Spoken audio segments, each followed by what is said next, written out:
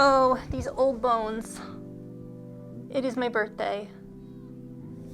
Thus we play a VR game because it's a special occasion sort of thing. This shit is fucking annoying as stuff. Thank you, Chip, so much for doing all that. Check out my core strength. Right? I'm so live. I am here just monitoring things. I don't have a mic. Tech issues. But here's my hand. Hi. There's his hand. Hi. There's Chip. Hopefully you can hear him a little bit. A little bit. But yeah. I am legitimately like limbering up. Mine was yesterday. I do feel creaky. I feel creaky today. But yeah, we were gonna play. There's a mod for Half-Life 2 that is VR, but it was not being nice to us. Also, I apologize. My hands are really shaky right now. We're gonna make the best of it. I'm not like stage fright. I think my nervous system is fucking shot, honestly. Like, I've been through too much recently. Come on. So, I mean, give me a few weeks, and if these shakes don't go away, then I go see a doctor. But I think it's just my nervous system is on fucking overdrive.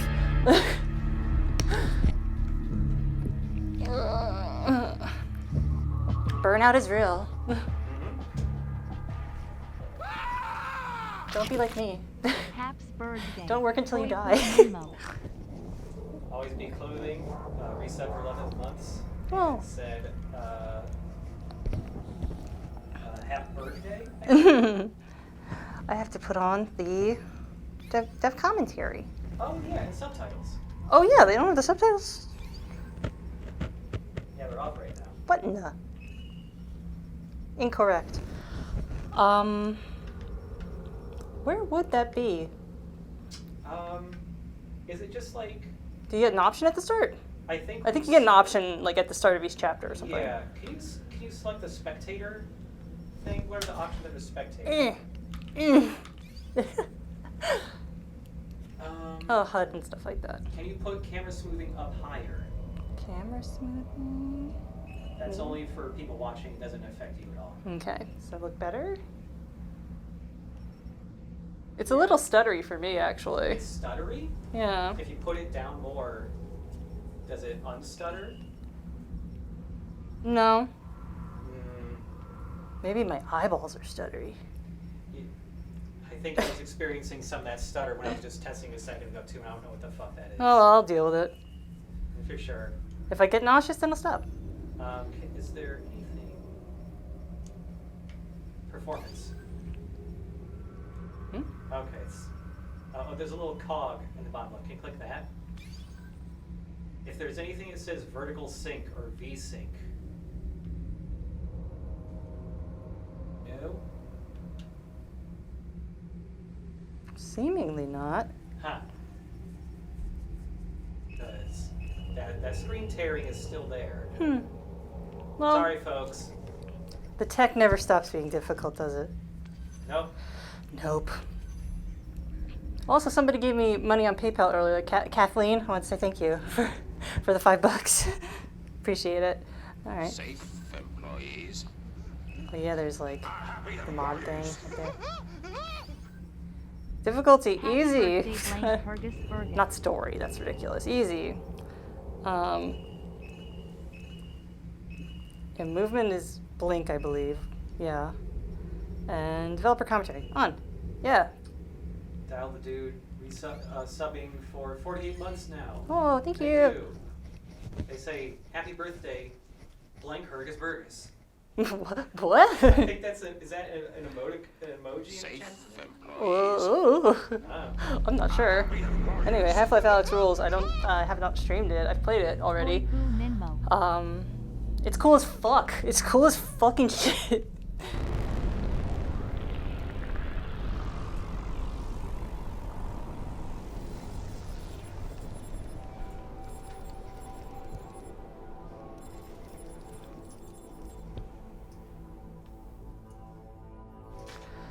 Last time I did a birthday stream, VR style, was 2 years and 50 pounds ago. I'm a stick figure now. I'm working on it. Happy birthday. Becoming less like Hi, a stick my figure. name is Gabe Good Newell, stuff and online welcome for to almost Half-Life half my Alyx. entire life To say this and I am product sure was a you will challenge would be continue an to do cool and understatement. good It's stuff. our first Half-Life title in over 10 years, and it's our first one in virtual reality. In addition to it being a great VR experience that still felt like a Half-Life game, we wanted Half-Life Alyx to serve players who've been waiting to find out what happens after Episode 2, and at the same time, provide an on-ramp to anyone cat. who hasn't played a Half-Life game at Oh, all. Vivi. Ultimately, whether we succeeded in any of that is up to you to decide. But hopefully, this commentary... Gaming rub on my leg. Vivi. I was like, wow, it's so realistic. There's a cat here on the roof. You want me Listen to to a grab him? commentary. He's note. okay. Pick up the floating He's just hologram of a sitting- radio headset in front of you and simply put it on your head. Oh, I love you. Once you're done listening to the commentary, you can take the radio headset off or simply put on the next one. Please let me know what you think. I can be reached at gayben@valvesoftware.com. While I'm unable to reply to all the emails I receive, I do read them all, and they're a critical part of the feedback we use to evaluate our work. Thanks, and have fun. Vivi, you crying? Is he getting picked up on the mic? A little bit. That's hilarious. Just sitting there right to your As left. in the case of any Half-Life game, the first hour of Alyx must convey a lot of information to the player. Whoa, strong. hopefully in a natural and entertaining way.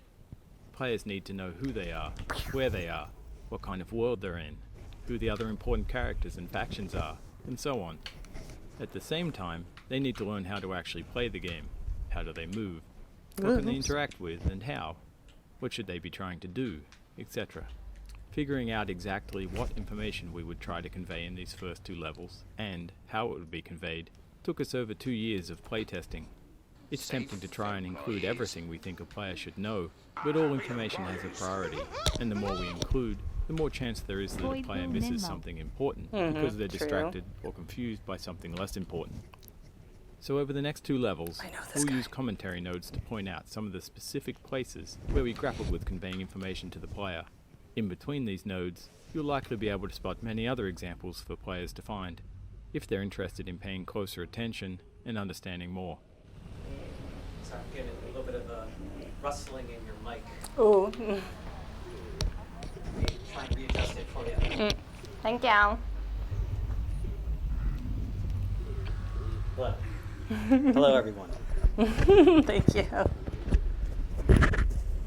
VR streams sure are difficult. Yep. Oh, I wish I could have hit that person with a can. There's somebody on a bike. Oh, sorry. That's me. Sorry. I did a little lean over the railing. Art Climber says, I thought Chip was someone walking around in the game for a second. Okay, are you gone? Am I safe? Yeah. Okay, you have to tell me. Sorry. Oh, just a little harder. By the way, Phoebe's still close by, but he's just sitting on the subwoofer Oh. and just staring at you. Oh, dang, I found a totally different thing to hit. So the game isn't all just me throwing shit off the roof, but it's something I like a lot. Can you fiddle with all these fucking things? It's cool.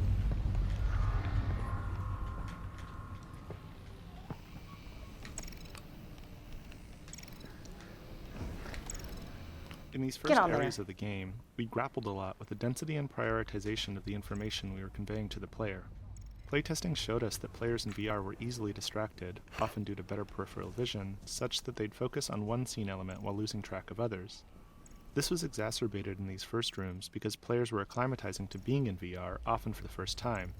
In addition, different players progress at different speeds. We saw some players spend 30 seconds on the opening balcony and others 30 minutes. As a result, we did a lot of iteration over the set of opening areas, each time changing what information we tried to convey and where. Initially, the video call from Eli took place in the later Refuge room with the Snarkin camcorder, but players were often too engrossed in interacting with all of the detail in that room to pay attention to the conversation between Eli and Russell. We moved the video call out to the starting balcony, but there it distracted from the establishing shot of City 17 and the Citadel. It also came at a time when players were still figuring out core game elements like movement and hand interaction with the world. That collision made simple things hard, like when to show the player a movement tooltip if they immediately started the video call. Eventually, we settled on inserting the greenhouse between the starting balcony and the Refuge, which allowed us to move the call to an area with a slightly obscured vista and fewer interactable objects. This avoided the distraction problems and ensured players were past the initial gameplay moments of figuring out their hardware and movement setup. It also had the bonus of allowing us to add further detail to the opening balcony and Alyx's Refuge without fear of creating distractions from the video call. That went longer than the thing said it was going. Anyway. Champion Hyena. Alyx! Oh, sorry. It's good, Dad. Metrocop movement is normal. Same for the Combine patrols. How's it going in the stockyard? One Combine mini reactor from a shipment of 4,000. They're never going to miss it. Here, see for yourself. And not only that, someone's hacked into the Combine construction network. Don't get greedy, guys. We're not made of time here. 1 minute and I'm out, guaranteed. Oh, also, I spotted the Combine moving supplies into the quarantine zone. That place has been deserted for years. That is all.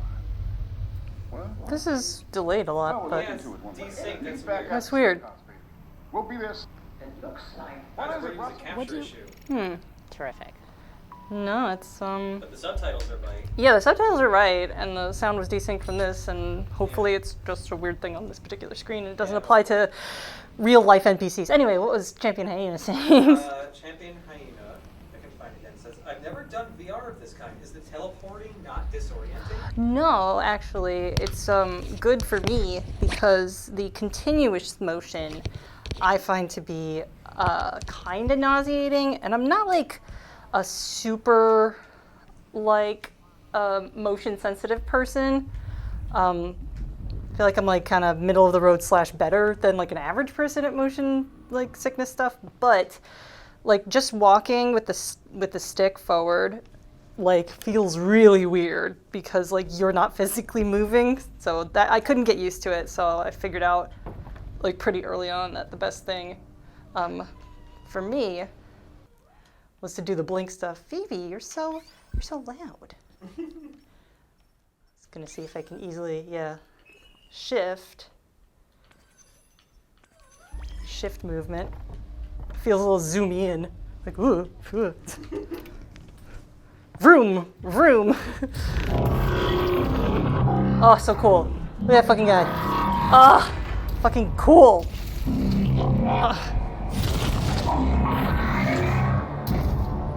Nice, plugged in. Forgot about that. So cool. So fucking cool. And, what else?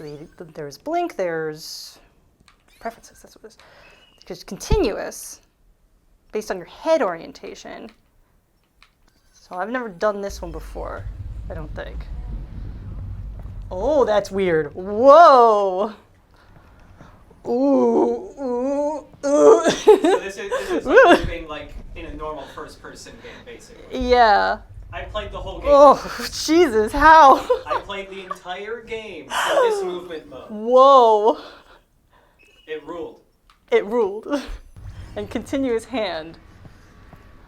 Oh, that's really weird too. Oh my god. Like, it's not bad when I'm going straight. It's a little bad when I'm going straight, but like going to the side feels like I should be like falling over. Yeah, so for me, unfortunately, I guess I'm not as like...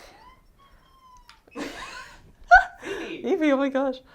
I'm not as hardy as I thought I was. Because yeah, blink is just, that makes sense. Anyway, commentary. Beyond conveying critical Why is information my back so about the itchy? state of the world, the first two levels of Half-Life Alyx also needed to demonstrate some of VR's strengths. Conveying a sense of scale is something VR does much better than flat screens, and our early playtests showed us that nothing quite sold that scale more than seeing a Strider up close. In addition to the visuals, to fully illustrate the scale of a Strider at close range, we needed to do a lot of work on its audio treatment. Players had strong expectations about feeling the weight, power and presence of the strider through its movements, particularly as it stepped on the balcony the player was occupying. In order to convey this power through sound, we layered multiple sound effects, allowing us to address ranges in the audio frequency spectrum and the temporal nature of those elements separately. The sound design in this game is fucking bonkers, by the way. We then combined those elements in the Source 2 audio engine to control them as one sound. So also I just want to double check with the chat. Is the audio cool? Audio fine? Nothing is like... Way too loud than another thing. Well, my thing is mainly like, is anything kind of strangely echoey, like it's being played from two sources at once? I can't tell how much of that is VV just echoing normally. Safe good. employees. Cool. This room, internally referred to as Alyx's Refuge, was initially the location where the Eli video call took place. However, once that video call was moved out to the balcony, this room was freed up to solve other problems. In the Half-Life series, we've always tried to ensure that there's generally enough narrative for all players to understand where they're going and why, but for players who slow down and pay attention, there's more detail that can lead to a greater understanding. With the balcony being a place to get familiar with the game's inputs, the greenhouse being where the story kicks off, and the Strider there to surprise players with spectacle, we decided that the Refuge could be a quiet moment for players, where they could discover more narrative detail in the environment. At the same time, it could be a place where they can play around a bit more now that they're acclimated to being in VR. Spending time in the Refuge is meant to bring players into Alyx's role in the Resistance and her place in the world. We wanted it to feel like a real stakeout spot, where Alyx had been cooped up for weeks or months while planning the heist, doing research on the Combine. The camcorder, snark, and whiteboards are all toys that respond to detailed interaction and reward deeper investigation, giving curious players more information about the world of City 17 and what Alyx has been doing in it. That foot is that's what his house is supposed to look like because he just dropped something on it. Really heavy. It's fine. Yeah. Mangled it. Not because I'm really, really shaky today. I had to do this all day. There you go. It looks good. So I want to do something real quick, and I don't know if it's going to be Disorient. popping up on your Disorienting? view. Okay. But yeah, don't do anything crazy.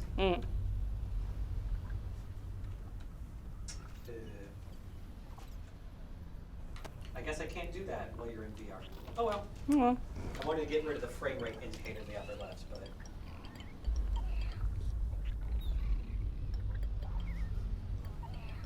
Wonderful. A wonderful little guy. Yeah, she's staking out the joint. That's so cool. So neat.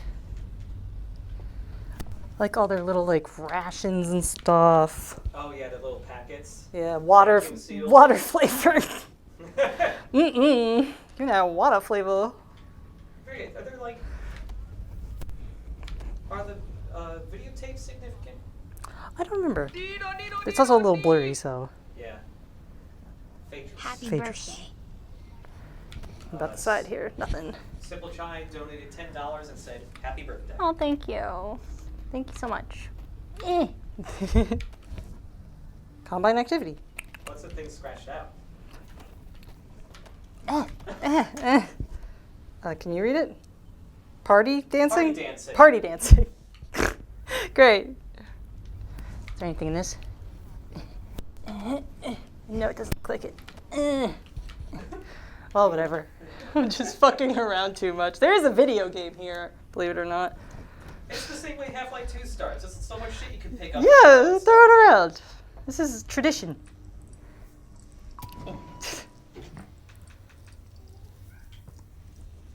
Vivi. Oh, it's 9:36. He needs food. Oh, he needs food. He needs to be fed. The boy is hungry. Okay, excuse me. I'm going to come into view and walk past you, so watch out. Whoa. Whoa. Oh no. Whoa. Look out. Yep, they got the reactor. Easy peasy. I'm headed back to the safe house right now to meet Dad. Go. We'll be in touch. Stay safe. So cool. So cool.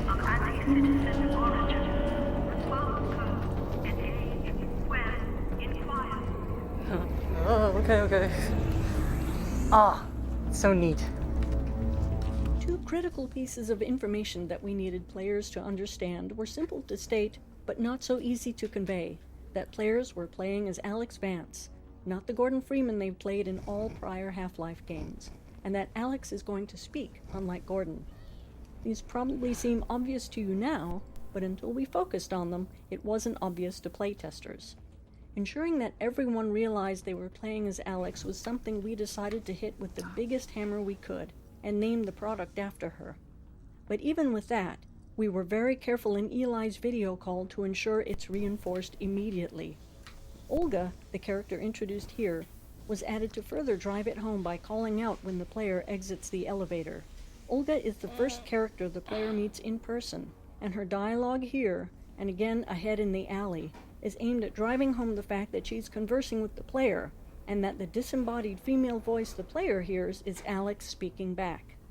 This was harder to convey in Eli's video call, because it already features Russell speaking off-screen, whereas in this scene, there's clearly no one else around in the conversational space other than Olga and the player. Without Olga, we found that, even though they had already spoken to Eli and Russell over the video call, playtesters still didn't feel like they were Alyx. I wrote it backwards so he can read it. Okay, I'm walking by you again. Okay. So be careful.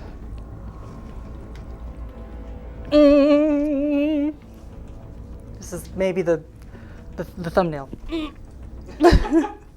You have to look up a bit so that both middle fingers get in the frame on spectator mode. Look down a bit. Put your hands down a bit. Yeah, there you go. Yeah! Fuck you! Wait, yeah! If you can look a bit more to your left. Or sorry. Sorry. Yeah, a little bit more to your right now. To get both hands in frame. Now they're both in. Fuck you. There you go. Alright, thumbnail secured. When we started Half-Life Alyx, we were very curious to find out how VR would impact our music design. The Half-Life series has always used music sparingly, often leaving the ambient sounds of the world to provide the audio background. But it is a tool we like to use to... Doesn't seem like a routine sweep. Are you sure everything went okay? 100%. Something's got the CPs riled up. Keep your head down and be smart. I got the people in this look really good. They look really good. The mocap is so good on them too. Yeah. When we started Half-Life Alyx... I don't want to restart the whole fucking thing.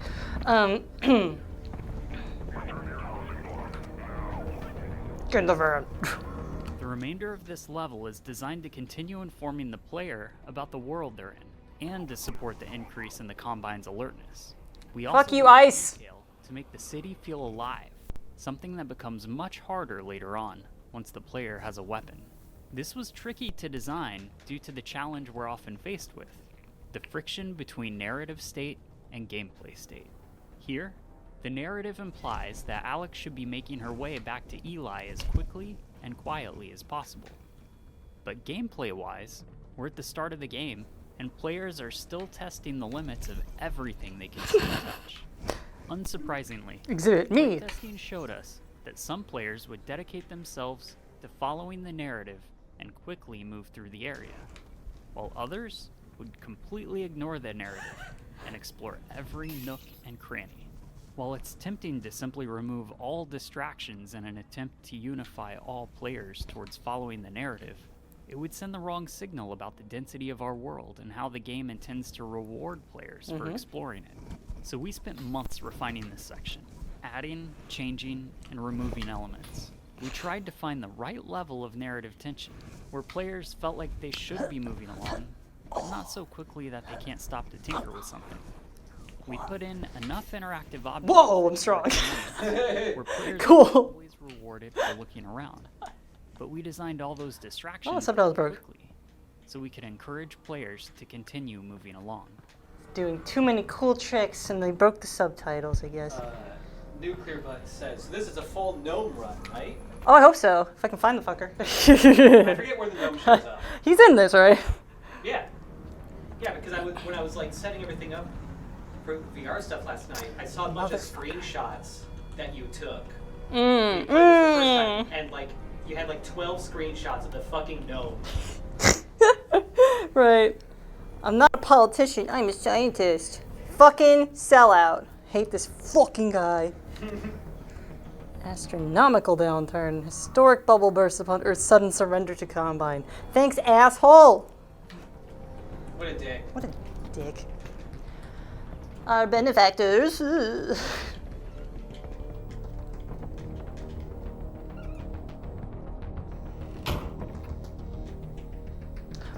I'll never catch him. One day I'll catch a pigeon. Oh yeah, baby, it's ladder time. Oh. Oh no, it didn't do the thing. I need to toggle that on where you climb the ladder physically. I think that's fun. Oh, yeah.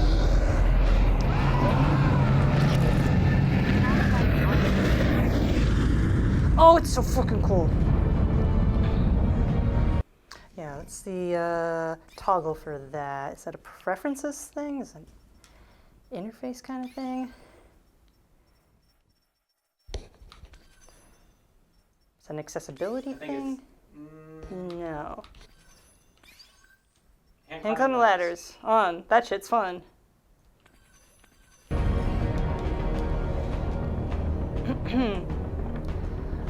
Oh, Barnacle lift? Hang on a second, I know what that means. Turn that on, that's funny. Oh, yeah. The barnacles should, if they catch me, they should fucking, confuse the shit out of me. Yeah. Absolutely. Yeah, I love, I wish more games did developer commentary. I'm one of those autists that, like, when I like something, I want to learn, like, everything about it, which is, like, the whole fucking thing, actually, mostly. With autism. But, IMDb, I go straight to after I'm done watching a movie I like, or don't like. But, like, give me more of this shit. Dev commentary, please. Whoa, wait, I just live here. Wait, don't shoot.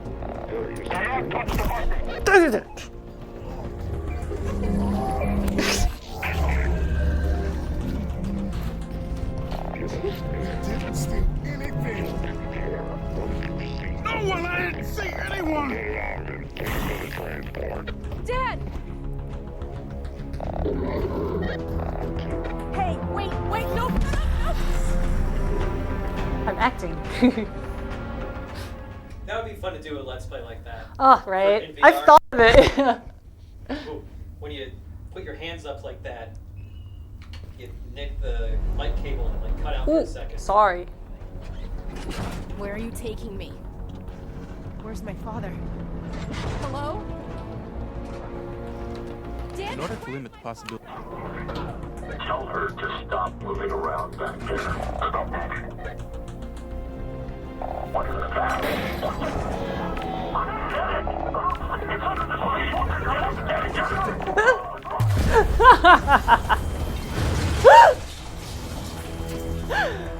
Wow. Is this the same one, I hope? Yes. In order to limit the possibility of motion sickness that could be induced by moving the player in a vehicle, This is so important. we initially wrote this scene to have Alyx wake up after the van had already crashed. Players found this underwhelming, however, since the game seemed to be needlessly holding back an exciting moment that they could have experienced for themselves. Addressing this meant that we had to tackle the technical problem of moving the player comfortably in a vehicle. In this van, and in the train at the end of the map, you'll notice that the outside world is only visible through small windows. These outside views are necessary to provide motion parallax, but the small window size ensures that the player's field of view is always dominated by the vehicle interior, which is naturally in the player's own frame of reference. This greatly reduces the occurrence of motion sickness. Aside from the parallax of the outside world, we use animated lighting and careful sound design to produce the effect of riding in a vehicle.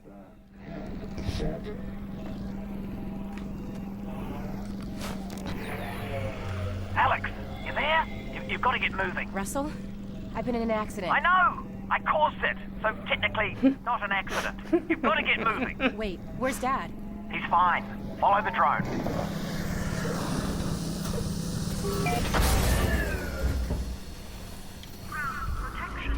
So, Dad's okay, right? Yeah, well, no. To be honest, he's in huge trouble. They've still got him. He was in a separate transport. And you saved me? Well, yes. I had no way of knowing who was in which van, so yes, the result was that I saved you. Do you know where they're taking him?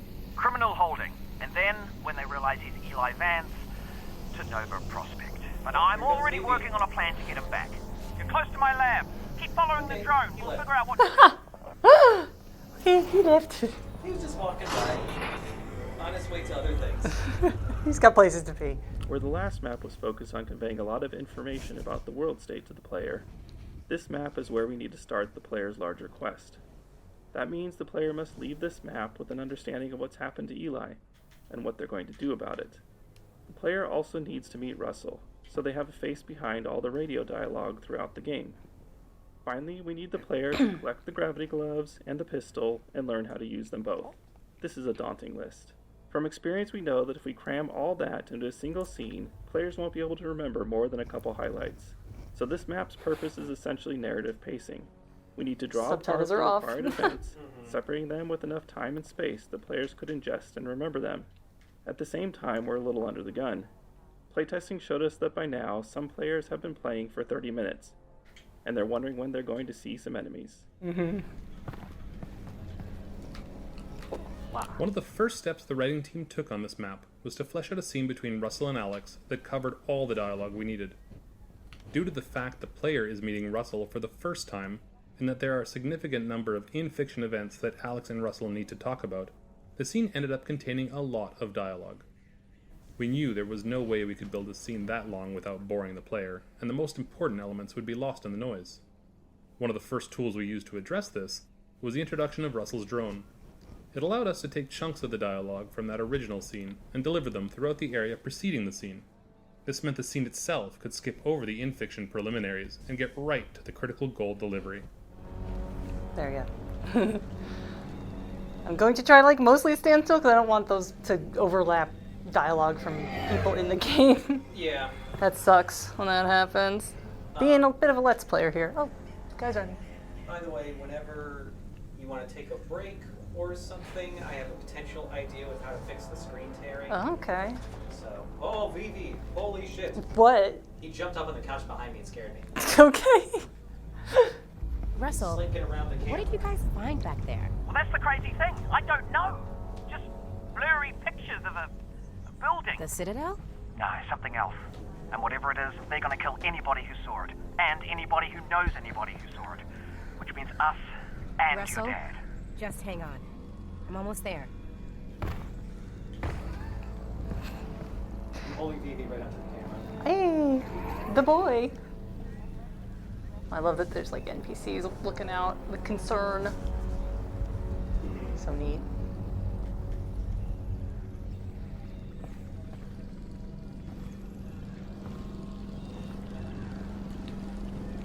Some sort of cage, like a rabbit hutch.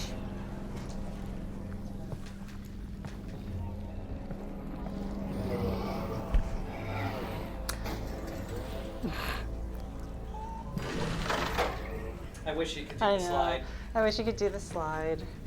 Even though that's absolutely a thing that's just like motion sickness. Blah, yeah. In addition to delivering narrative at a consumable pace, this map needed to continue communicating the state of the world outside of the quarantine zone. We also wanted players to understand when Half-Life Alyx takes place in the larger Half-Life timeline, and to see for themselves the massive scale of the Citadel under construction. The power of the Combine is embodied in their indifference towards humanity.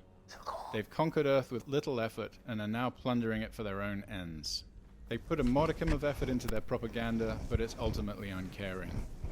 Later in Half-Life 2, we see Breen's attempts to talk to humanity with more seriousness, but it's unclear whether that directive comes from the Combine or if it's just Breen's attempts to be useful to them.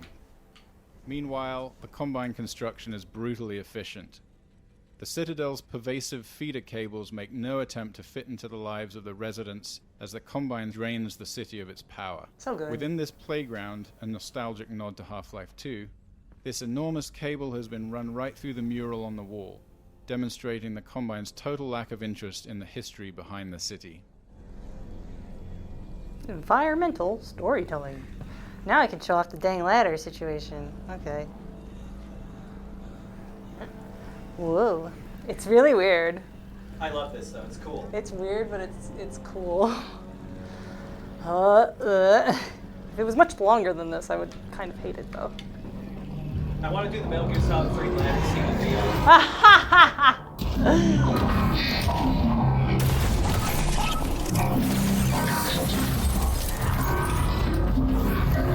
Alex, everything cut out. I lost the headset video feed. Can you see my phone?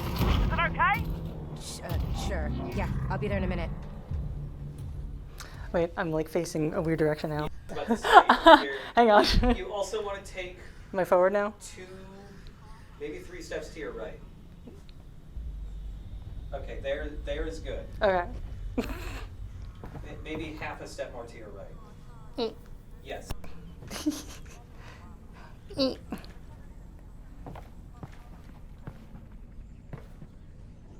Man, it's just so cool to be in this physical space. I fucking love it.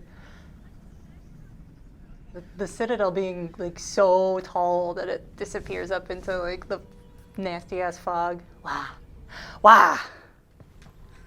Cool AF.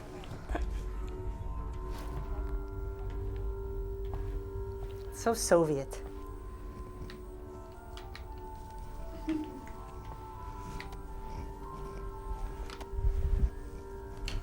Ah, oh, damn it. Indestructible. Indestructible.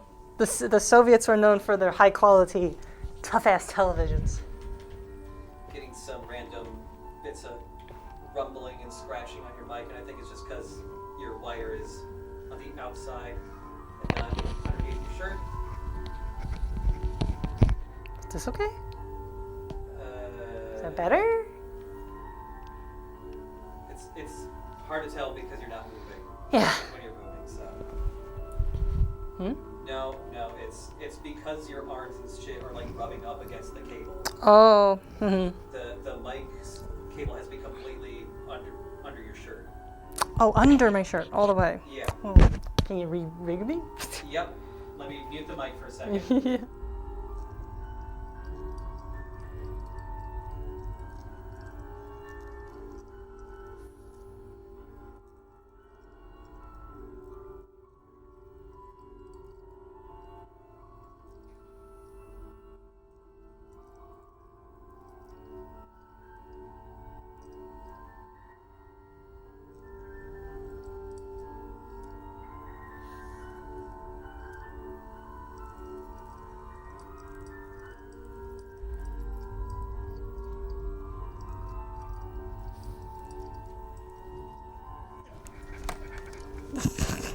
Okay. Okay. Okay. Okay. Fixed, perhaps. Nuclear Buzz says, I knew Chip was short, but God. I know, right? Our wedding photos are gonna look ridiculous. Okay, let's wait. My drone's okay, right? Nope, it exploded. I'm fine, by the way. Right, good. Well, that's the main.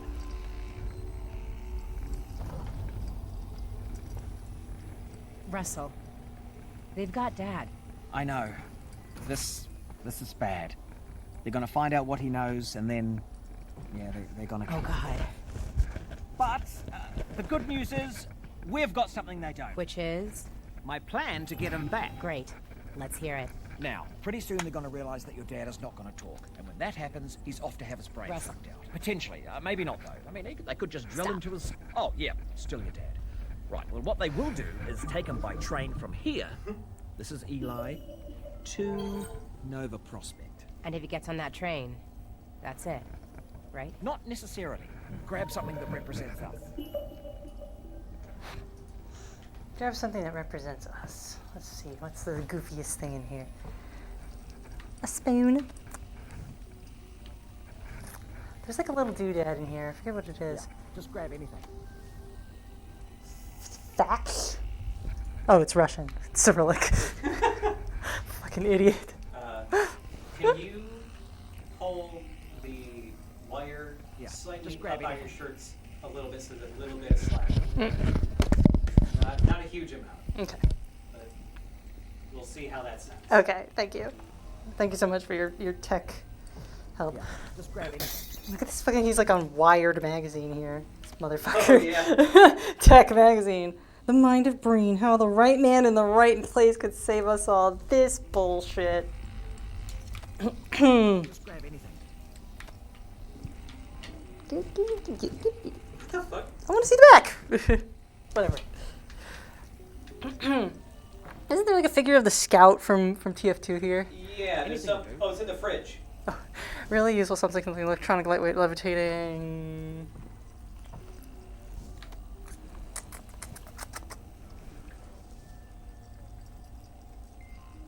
Anything will do.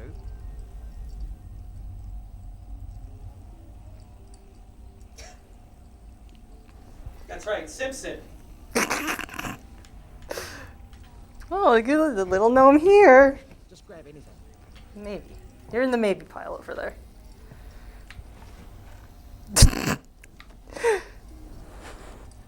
Fucking Headcrab. Do not eat. Just grab anything.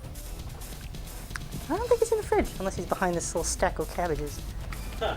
I really thought he was. I really thought he was too. Oh, sorry, that was yours. You probably wanted to drink that. Yeah. Thanks for subbing, Hellogan. Thank you. There he is. You motherfucker. Ugh. Sorry, I had to find the perfect thing. Sorry, Russell. Okay, that's you. You said us. Well, one of us, me, will have to stay here for this plan to work. All right. Fair enough. Just outside, there's a second train that also leads out of City 17 through the quarantine zone. Okay. Both trains intersect here at Fairview Junction. You take your train, get there before his train, and hack into the controls. That'll let me take over the train comes to a halt, you deal with the Combine situation, and we get your dad back. Sounds good. Where's the train I'm taking?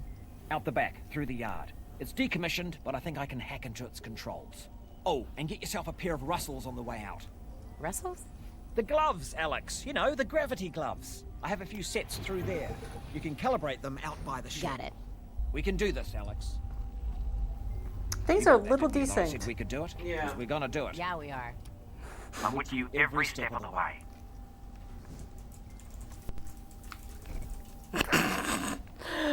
What order are these? It's 5 out of 8. So yeah, if you wanna stop soon, and I can fiddle with some shit for a moment. While Sure. I take a break. Sure. I could use a water break. Yeah. I could use my back hurts break. Because I'm too old to play VR. Leave my hands on the ground. I probably already have the big red mark on me. Yep. You do. Mm-hmm. You done do. I keep it tight. You know, I keep it tight. Yep. I go into the BRB screen or hanging out. I can hang out just with the chat, but I don't Yeah, think... just hang out with the chat. Hang out with the chat. I gotta get the thing what I can read on the chat, which is my laptop. Oh, yes. Don't worry, I got it. You fiddle Okay. around. Drink chroma keyed in a fun way. Mm. It's all black but sparkly. It usually does, yeah. Oh, actually, what I need to do is.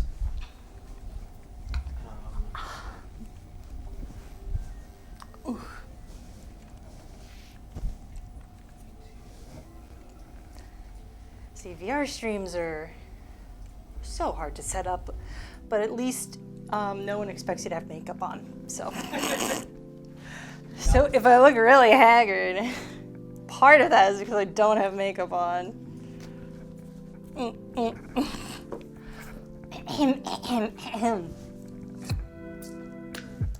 Refresh the page. Okay. I do look pretty haggard, gotta say. Oh, I need to turn off Nightbot. Oh my god. I was just trying to figure that out. I saw it happen. That's on Nightbot. I gotta go up to there. I changed the commands that you can type in, but I forgot about that. Because Skull Tenders is fucking dead, guys. Log in. You know, where is that?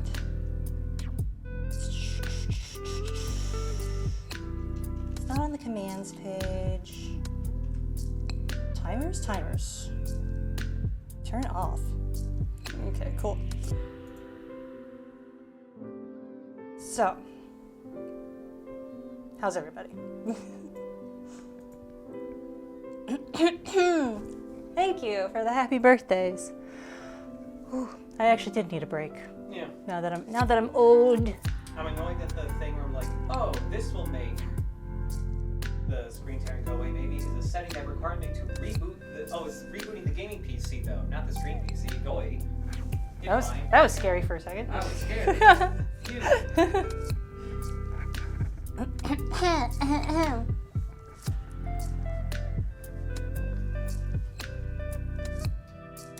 Yeah, I'm also nearsighted, so VR is a little blurry. It's not as blurry as my real life eyes with reality without my glasses on though, which is weird. Like it feels like I have like slightly old like lenses, and it can you can kind of tweak it to get it quite right. It kind of depends on the angle of the lens a little bit. But it's like I'm not gonna spring for the fucking. You can get these like these insert lenses that are your prescription, and that's pretty wild. But I'm sure that's expensive. That sounds a bit much. This thing's already expensive. This was like our whole Christmas/birthday combo. Our big thing we're buying this year, gift to ourselves.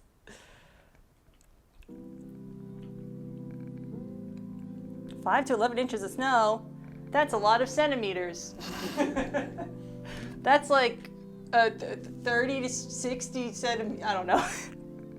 Everyone expects you to know like metric immediately over here, and they're all like mind boggled that you don't. It's like I literally just got here. Like we don't use milliliters unless we work in a lab, and we don't use centimeters unless something is smaller than an inch. Basically.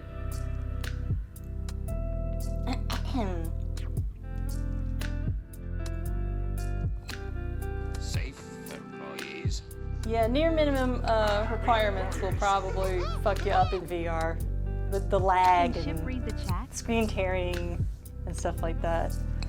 It's surprising how sensitive you can be to this stuff, because it's like it's not really comparable to any other like motion sick experience that you might have. It's like a totally different eyeball thing. Oh, thanks Rambo for the sub. Chip cannot read the chat now. Reboot the PC. You can translate Fahrenheit to Celsius in your head? That's nuts. That's nuts, Colin. You're a brain genius. I can't do that shit.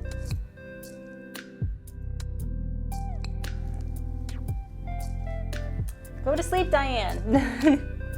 You go through it enough. Go to sleep. Ooh, almost lost my damn laptop. That was scary. Oh, shit. That was scary. Don't do that. Ooh. I might have a video coming soon that is a little review thingy for Wanderstop. So I'm excited about Wanderstop. I got a press key for that, like a demo thing. That was a fun surprise in my inbox. I never get press keys for things I am looking forward to. So exciting. I can't give any impressions yet because there's like an embargo. But look forward to that. It might get posted at the embargo time. It might not. I don't know. I shouldn't be working on anything. I'm burnt out, but I like Davey Reedon's work too much, so whatever. Yeah, I do get a lot of junky Steam keys pretty often. When Josh got laid off from Volition, for a while you kept that like Volition, that big Paco games.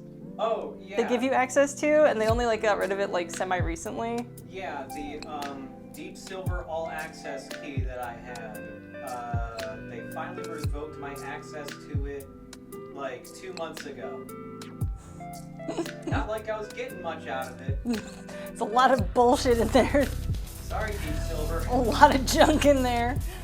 I was like impressed at how much garbage was in there. Thank you, Spooky Moth Them, for subbing.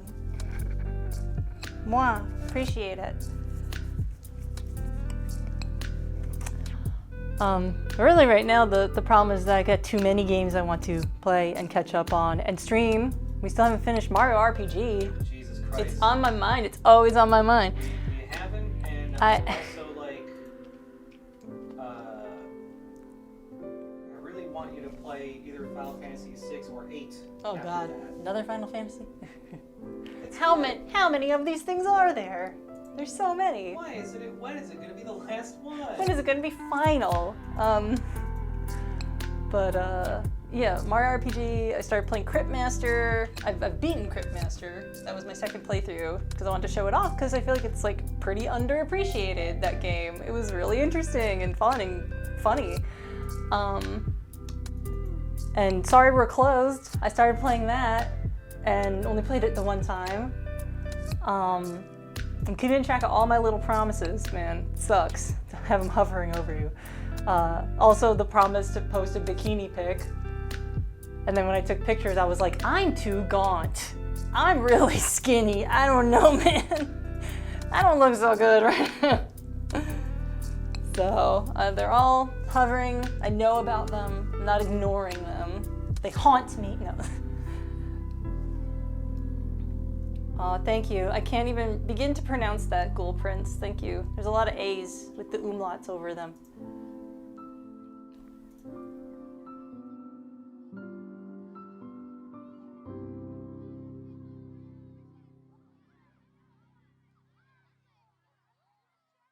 Ice hips? What's an ice hip? Imanhatni. Oh, I have the ice hips. That sounds like something a Finn would say. Yeah. Oh, of course, the ice hips. Oh yeah, thank goodness you're here. Is also something that I have a key for, and I have not touched it, and I heard it was great. Like, oh my god.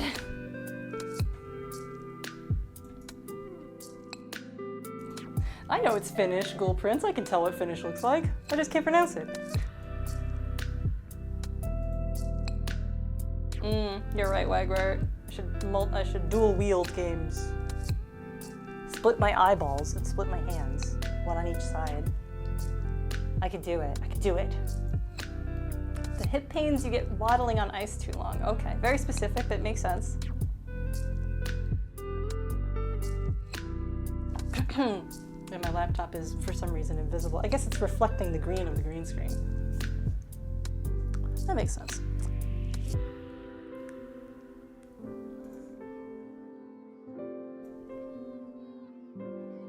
I've also heard Civ 7 is just okay.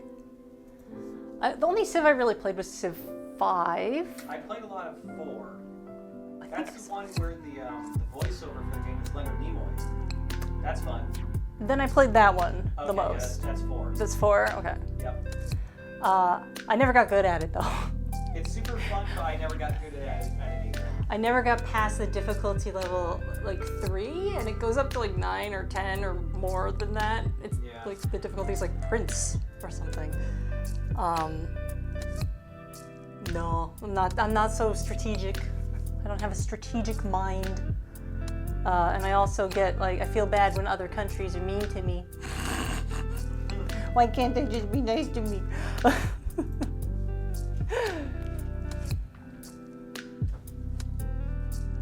Time to test.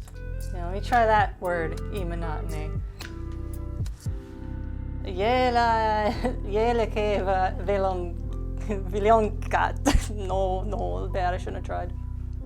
Should not have tried. I just know tervetuloa, which is welcome. And nonin, which means everything. Nobody has like been able to express to me what the fuck that word means. Because it means anything, depending on like the context and like the inflection you're saying it in. It can be good things, bad things, nothing. I have no idea. Is it like the verbal equivalent of a shrug or something? And so? Oh, is it like saying anyway? Or something like that. I think I figured it out maybe. Oh shit, nice. Motion smoothing. Turn that shit off. I think they did fix the Gandhi ultraviolence thing. which is super funny. I don't know if, like, probably depends on the game. I think one of them kept it in because it was just like a legacy funny thing.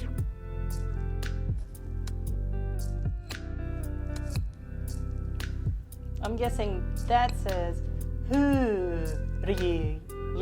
yira, yire.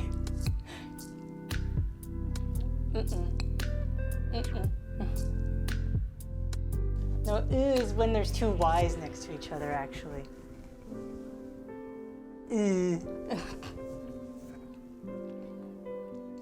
According to the devs, it was never real? No way! No way! That's true.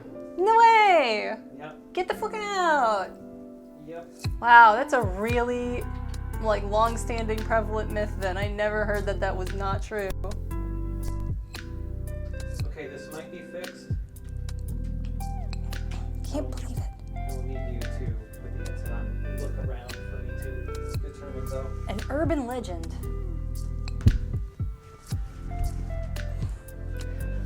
I'm upset that I was lied to for so long. Have a sippy over here.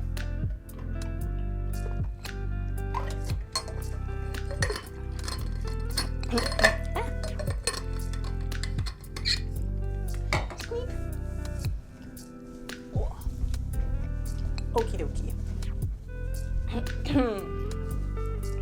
Time to fucking figure out how my ponytail fits in here. Get my bangs out and all that shit.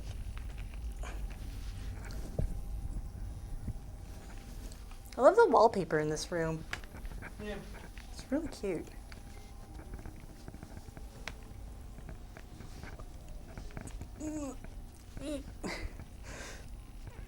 I like how you didn't like need that little thing he told you to get. He just, like, it didn't really get used.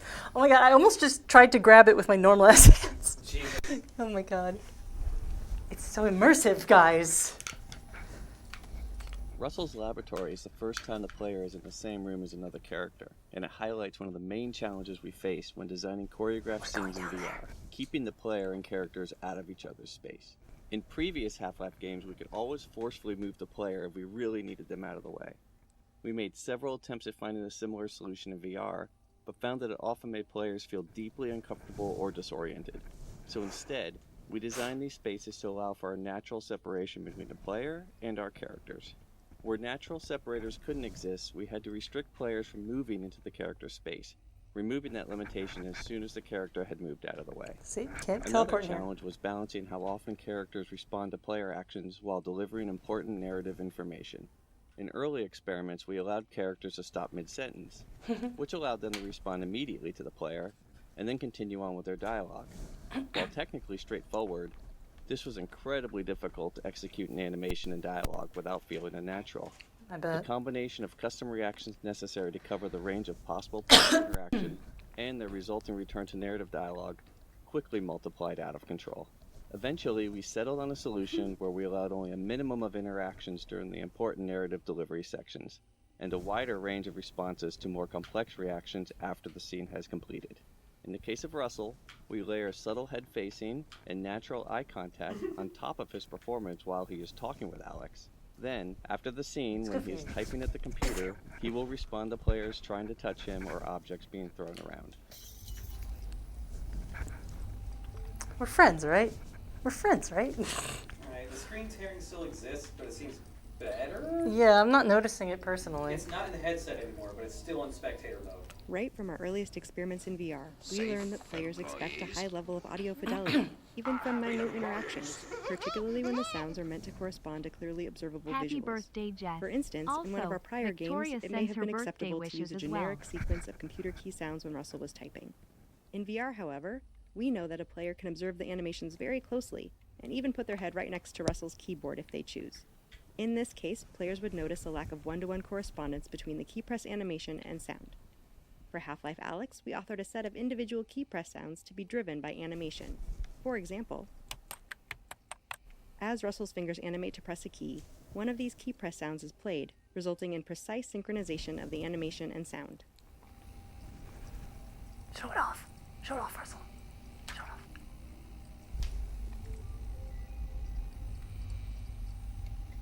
Look at that. Look at that. Listen to that. Yeah. Josh Mooney's subbed for 61 months. I love you, Josh. Hi. And he says, happy birthday, Jess. Also, Victoria sends her birthday wishes as well. Oh, hi, Victoria. Thank you so much. It was so cool to see you at our wedding thing. That was very cool. That was neat. Thanks for coming all the way out. Also, you're kind of facing at an angle away from the couch a little bit. There you go. Okay. I can kind of like look down a little through this little gap Yep. in the nose. That gap is so helpful. I love that. It like part of me is just like, oh no, there's a gap, but then like when you need to, it's like, oh shit, that's handy. Super handy. It's actually really, really handy. All right, let's play the damn game. The Russells. Oh, now the game is fucking starting, baby. Why is it giving me the distance between lenses things all of a sudden? But, oh man, I heard there's this whole little other room here. Oh yeah, if you put your head through a wall, it does this. So you can't sneakily check out what's behind a wall. Okay, there's nothing to rustle yet. He'll tell me.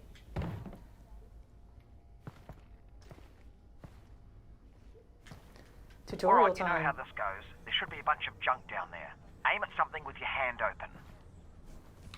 Gravity glove training. One frustration players may encounter in VR is having to physically bend down or reach out for objects in the virtual world, especially if they have limited real-world space. A common solution for this is to provide a way to bring objects to the player, instead of forcing the player to go to them. Oh. We knew this would be an important feature in Half-Life Alyx, with its sprawling levels and players' desire to explore every corner of the world. We didn't want this mechanic to feel too gamey or magical, so we decided to integrate it into the fiction of the game by making it a feature of the gravity gloves, Good idea. which are a natural precursor to the gravity gun of Half-Life 2. This allowed us to present the mechanic as a real physical action that's enabled by a piece of in-fiction technology. To emphasize the physicality that is unique to the medium of VR, we used a physical gesture to activate the pull instead of a button press, and then required the player to actually catch the object instead of automatically attaching it to the hand. This made the mechanic feel more natural and rooted in the fiction of the game's universe, while allowing the player to feel powerful and accomplished. And it works. It looks like those progress bars are in sync now. Yeah, the subtitles are not. They are. The ones in game are. Ah. Okay. Yep, you're tethered. Now close your hand. You've got it. Just a little flick of the wrist. Catch it. That's it. Try again. I've got a little hat. Just It's like so that. good. It feels so good. It feels so fucking good. Targeted. All right, make it first. Try catching it. You're on it. Perfect. We're done. oh, wait. I almost forgot. Alyx, up here! You're gonna need a gun! Don't worry, it's unloaded. It's unloaded now! It's a good joke every time. It's a good joke every fucking time. Pick up the gun, Alyx. Yeah. Oh, almost forgot. Guns need ammo. Here you go. Yeah! Thank you. Right, heading back to the con room. He's great. I love Russell. I'm sorry, you're getting a lot of rustling on the mic again. Oh shit. Let me fuck with it. Yeah. I'm right here. Thank you for your astute observations. It's just happening all the time, so sometimes it's like, do I just let it keep just happen, you know? But pouring this on your head. oh man.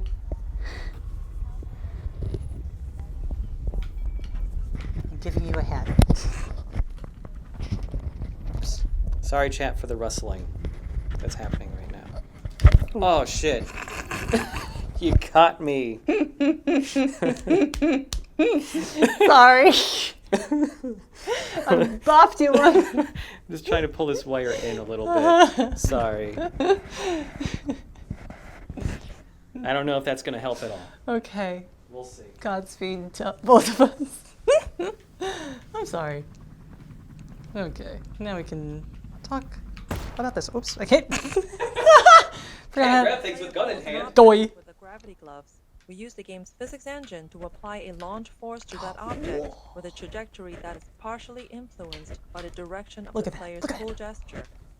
We set the object's launch velocity to result in a standard flight time from pull to catch, so the player can develop a rhythm that eventually becomes automatic. That's so cool. We want the object to arrive at the hand as reliably as possible, so after the initial launch, we continually apply small impulse forces along the trajectory, represented by the white arrows. Those impulses help counter gravity and compensate for collisions with obstacles along the way, while continuously steering the object toward the hand, which is itself a moving target. A generous catch range and subtle haptic feedback when the object enters that range virtually guarantees that it will end up in the player's hand every time, even if their attention is focused elsewhere. One other benefit of implementing this with physics is that we didn't need to do custom handling for an object's size, mass, or inertia, and it automatically compensated for the non-standard gravity that players encounter inside the vault at the end of the game. I'm sorry, Mike's worse actually. Oh no. Constant like scuffing every time you're moving your arms. So. Oops. Let me fuck with that. I need to mute the mic while I fuck with this. Sorry.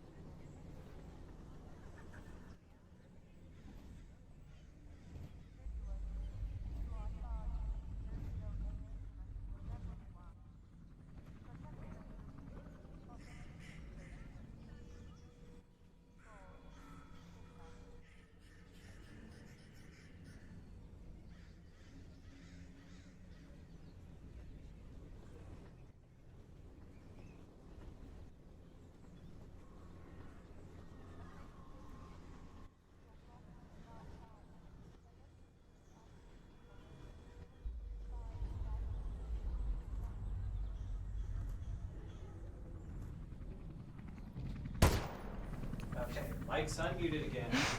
Move your arms around a bunch. Do like windmills.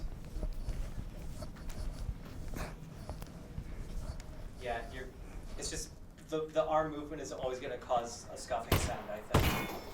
Oh, Oops. you took care of that lock then. Good, great. Did have the key for it, but should have given you that. That's on me. Oh. So Phoebe's behind you to the right, and he's loafing. Oh. And he's just loafing. He's perfectly in frame on the stream.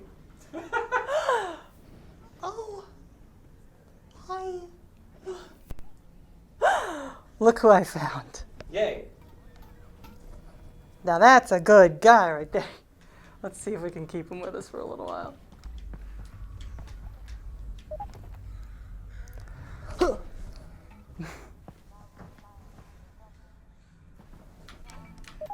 Then you store ammo in your backpack. By doing that, it's so cool.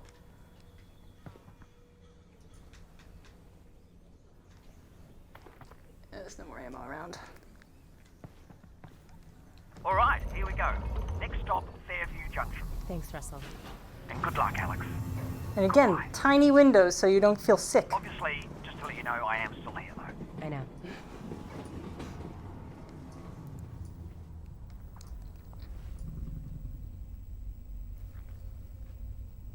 Game is cool. Ba ba da ba. I need to stop using this trigger. Hello, Alyx? We might have a problem. Probably nothing to worry about, but... Did the train stop? It stopped, didn't it? Yeah. What happened? It's jammed. When the Combine shut down the quarantine zone, they must have tightened security. Which means? Yeah, you're nowhere near Fairview Junction. You're just outside the QZ. And this is as far as we get by train. Then I'm headed on foot. Good. I'll see if I can get you in some other way. Oh yeah, hit the game now.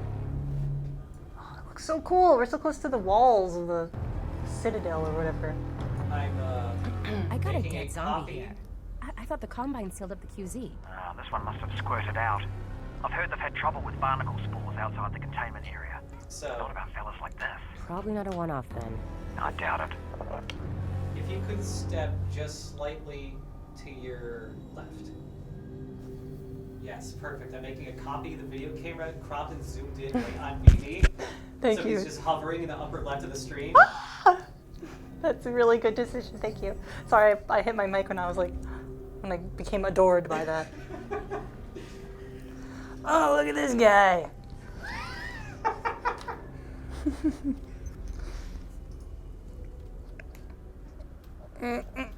I'm not gonna waste another bullet, but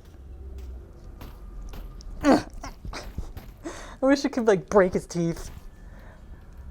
But yeah, these guys look so cool. Look at the guts. Fucking cool. You fucking mess around with them so much. Their hands are fucking so cool. Oh.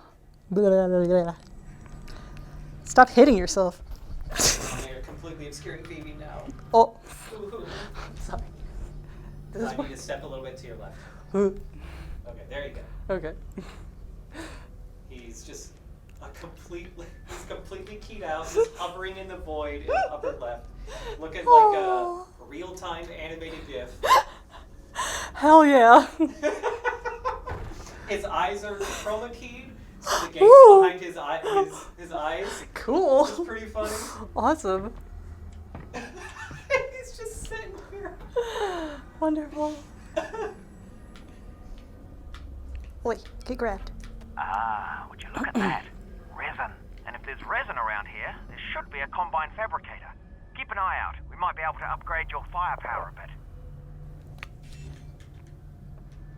Resin. Even in our earliest experiments in bringing Half-Life to VR, we found that players enjoyed exploring every nook and cranny of the environment. With the increased fidelity of VR, players not only expected to be able to interact with a vast array of objects, but they also had a strong desire to find something useful from time to time.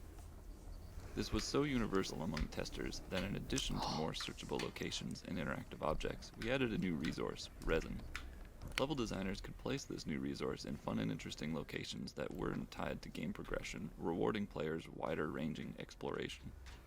We also tied this new resource to a longer-term goal in the form of weapon upgrades, further motivating players to explore the environment.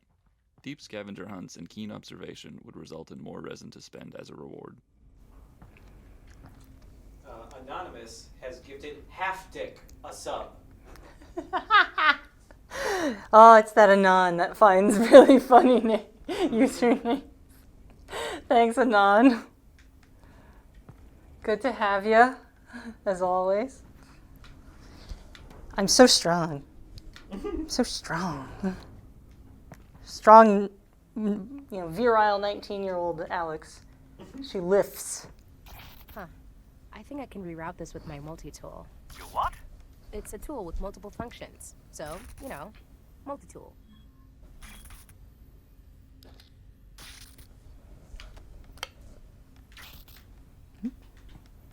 Get out of my head. Hey! Internally, we refer to this type of puzzle as a toner puzzle, due to its similarity to a real-world cable toner tool that can be used to locate electrical wires in walls. The toner mechanic was conceived as a tool for designers to craft player experiences around knowing that the player had to put their head and hands in specific locations. The initial design merely required the player to use their multi-tool to push a ball of energy along a path, similar to a child's bead maze toy. While this simple design was successful at getting the player to put their head and hands in particular locations, the lack of branching meant that the player wasn't required to make any choices, nor was there any possibility of negative consequences. To address these issues, we added the rotating junction elements, which allowed for branching paths and became the player's primary means of interacting with toner puzzles. While the toner puzzles ramp up in complexity throughout the game, this first toner puzzle is designed to use a minimal number of elements to introduce players to the key ideas that power flows through wires, power can be rerouted by rotating junctions, and power has an effect on the physical world, such as turning on lights and opening gates. The sparking electrical outlet that branches down toward the floor is not strictly necessary for this simple puzzle, but it was added here to expose players to its behavior, since it was causing confusion in later puzzles when players were seeing it for the first time in more complex configurations. It's really incredible to hear like how much playtesting goes into like making anything that's supposed to be interacted with by human beings. I really recommend the book, The Design of Everyday Things by Don Norman, I think his name is. Extremely good, well-written, entertaining book about like user design and how like a lot of things that you think are intuitive are not. The Combine use these. Are they safe for people? Yeah, I use them all the time. Are you sure? Yeah, they're great. Look, honestly, just pull the handle and put your hand in there. Ow. Ow, ow, ow.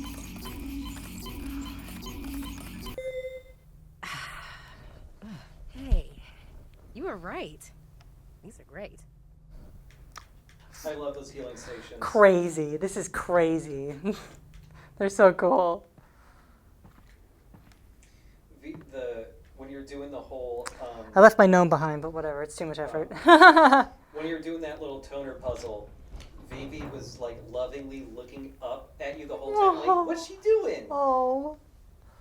I'm glad he's hanging out. He's doing all the classic cat shit. I'm glad he's hanging out. He's scratching his chin with his back feet. Oh, classic. Getting kind of sleepy now.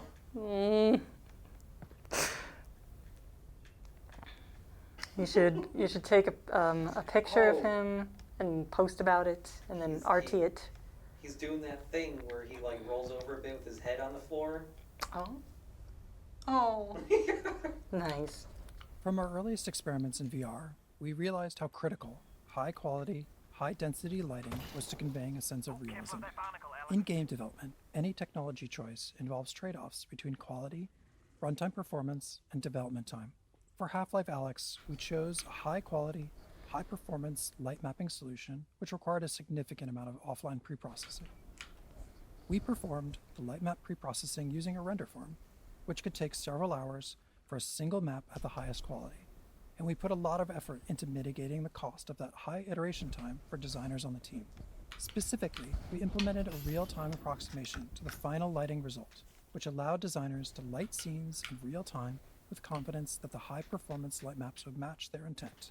Most lights in Half-Life Alyx are baked into a single term that describes distance falloff and shadowing, allowing us to change the brightness and color of lights in real time at no cost.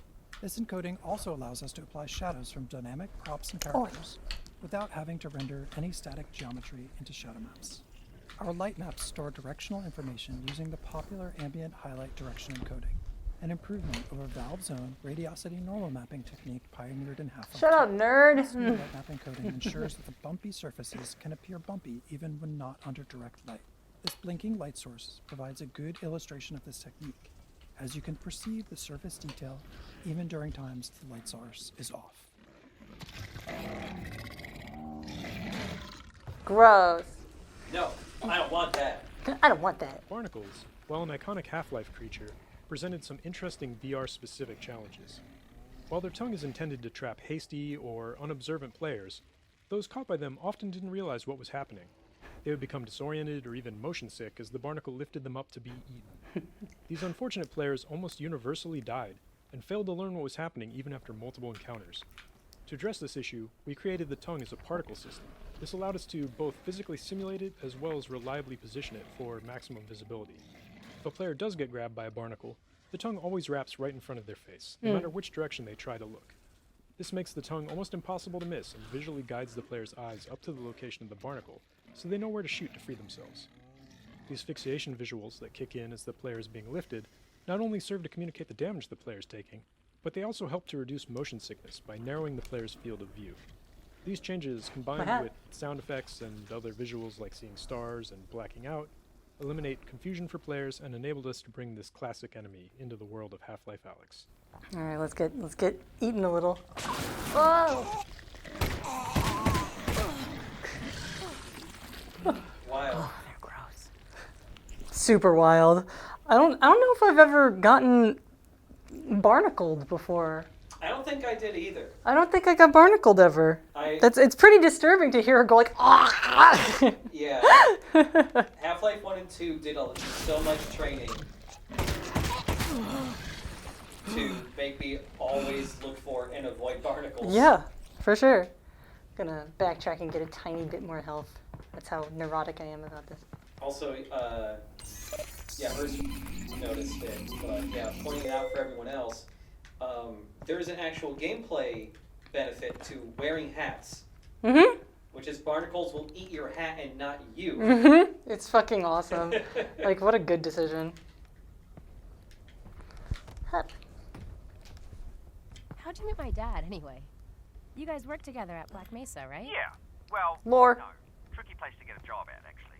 I interviewed at Black Mesa. They said try again in a year. I don't need to tell you what happened after that.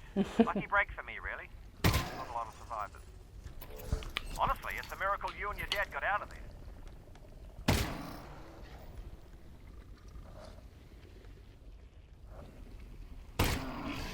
Okay, they take 3 shots. Yep. Man. I absolutely love the gun reloading in this. It's so nice. Once you get used to it, it's like, oh, of course. It feels super It's so fluid. cool. It's so cool. It makes you feel really cool.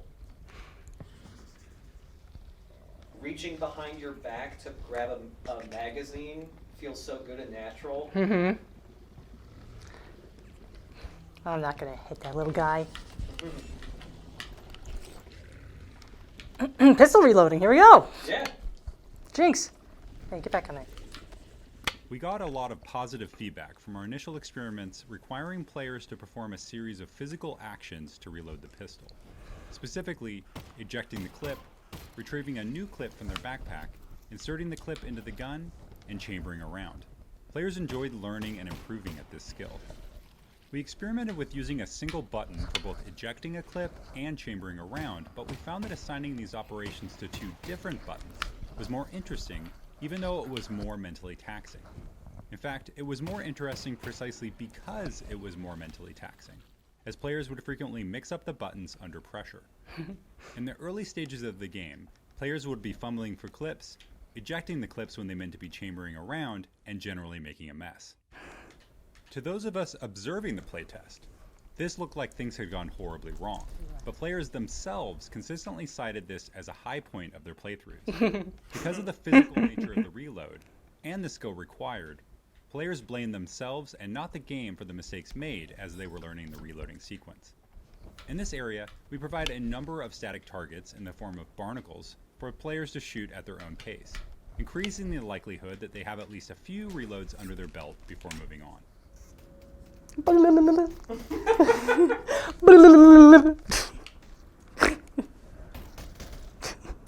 just love fucking with the corpses. High five. Oh. Oops. Vivi did not give a fuck that you were doing that. He just opened his eyes a bit like, what? I love this little guy. He's great.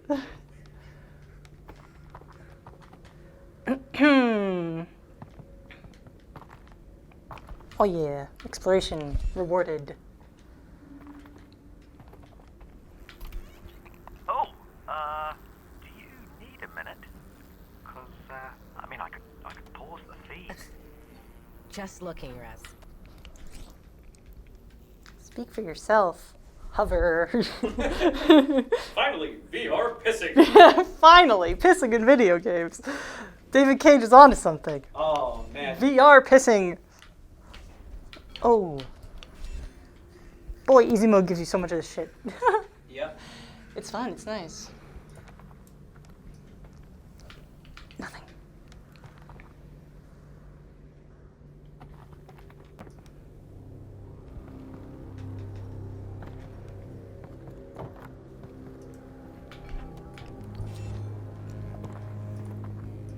I made Vivi slightly bigger. Nice. Good directorial decision. Little stuttery here. That's okay. Wow, so cool. Yeah, I don't know what setting isn't fucking right. It's driving me nuts. Mm. I'm sorry I couldn't get it all figured out. Oh, I hope it's still fine for everybody watching. The screen tearing isn't too bad now. Chat, is the screen tearing egregious? Oh.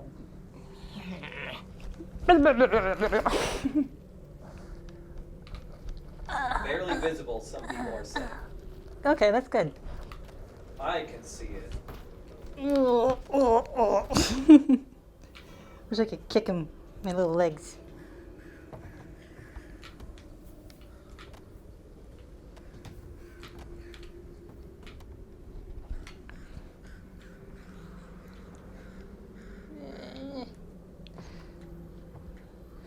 Probably made this guy a little too close to here. I'm not that strong. Oh, he's got a little something. Look at Oh, look at that. Treats in his pants. Pants treats. There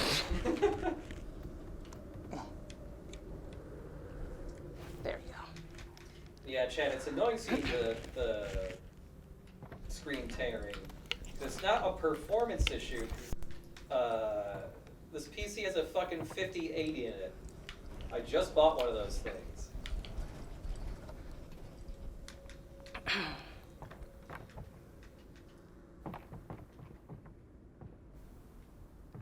Treats. Treats. Birthday treats.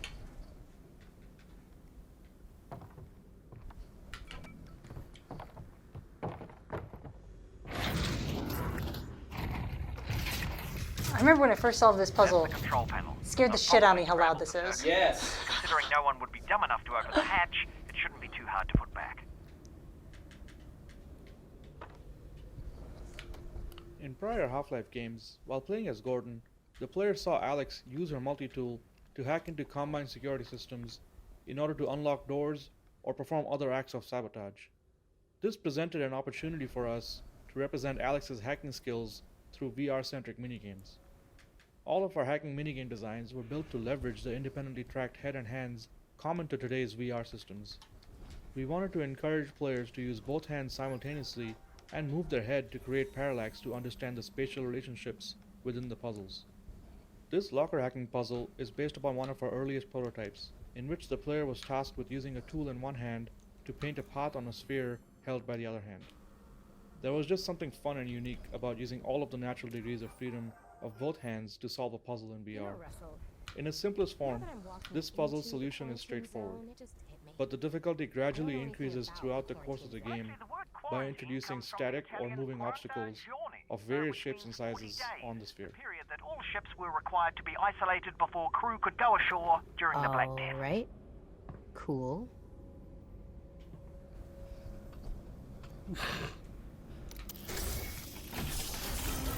Oh, I love these wheels you gotta spin. Spin the wheels. I forget how all this fucking shit works. Try to grab that red handle. There it is. It's like there's something I have to grab here.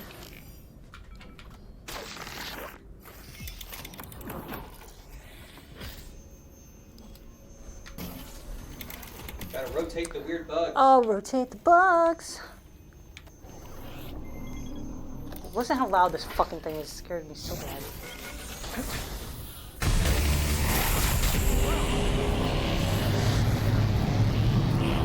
So cool. Big. There we go, finally. I'm gonna head in. How far is Fairview Junction? You'll go through the old subway tunnels on your way to the train yard. Have they started moving Dad yet? I don't think so, which is good news because we've still got time. Oh, that's great. Or bad news because they've already killed him. And you don't need to move a corpse, you just bury it. Or burn it. Still there, Alyx? Alyx's reactions to Russell are like a blip too early. It's really fucking It's weird, right? I don't know why all this desync bullshit is happening. Strange. These remind me of Invader Zim's backpack. Yes! Something Zimmy about this. Okay, I'm not hurt. There's nothing here that can hurt me.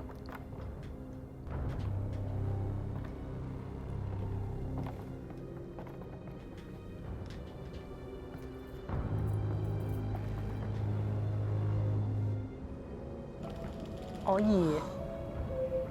Russell, are you seeing this? Whoa. Alright. Here we go. There's a lot of shimmering happening here.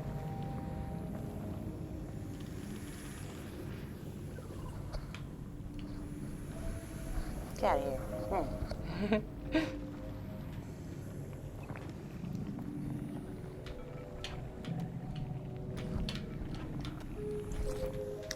do do do do.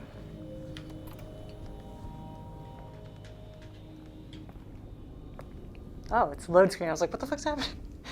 Oh, where am I? By the way, you need to turn 90 degrees to your left to be facing the couch. There you go. Thank you. Yeah. Vivi's still behind you to your left. Or right, rather, sorry. I'm glad I'm not too old to touch my toes. That's good, at least. I'm officially in my late 30s, I feel.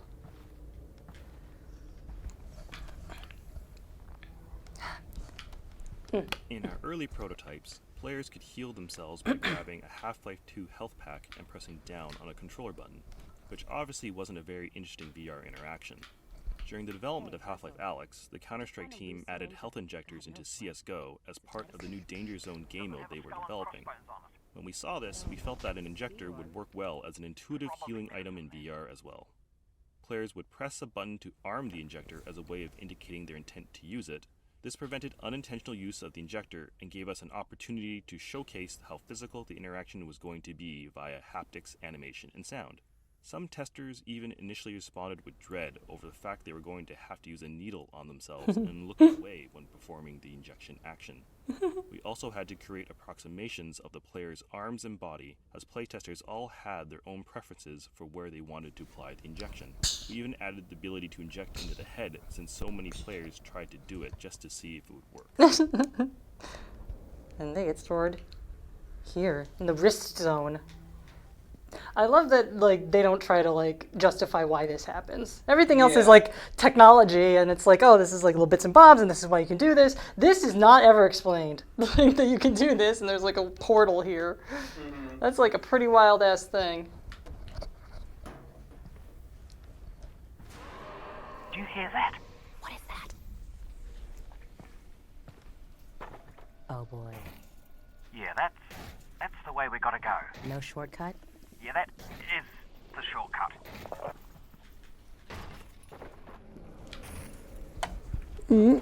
We had to ensure that players would become proficient at reloading their pistol during the early levels of the game, or later encounters in the game would be overly difficult. The prior map contained only static targets in the form of barnacles. Players could engage the barnacles at their own pace, but there were enough of them that players would need to reload at least a few times. This first live zombie is locked behind the chain link fence and cannot reach the player until the player opts into the encounter by shooting the lock on the door.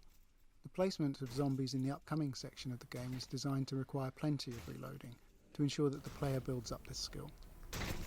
I think they don't let you shoot through. Oh, they do let you shoot through. That's nice.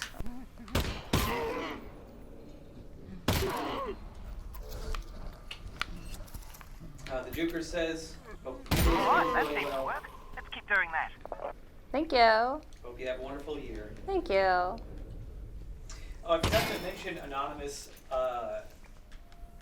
gifted another sub earlier, and this time it was Scrotum Totem 69. Built-in display. Shows you resin, ammo, might come in handy. Wow. Thanks. Oh yeah, shows my ammo. God, I have 90? Jesus.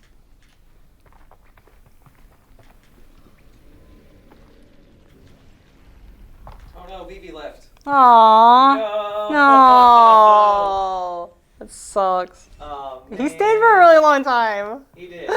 Maybe he'll come back. That would be lovely. I like that he's not like going up in the cat tree, which is where he normally kind of hangs out. He thought about it at some point, but there was like keyboards in the way, so he gave up.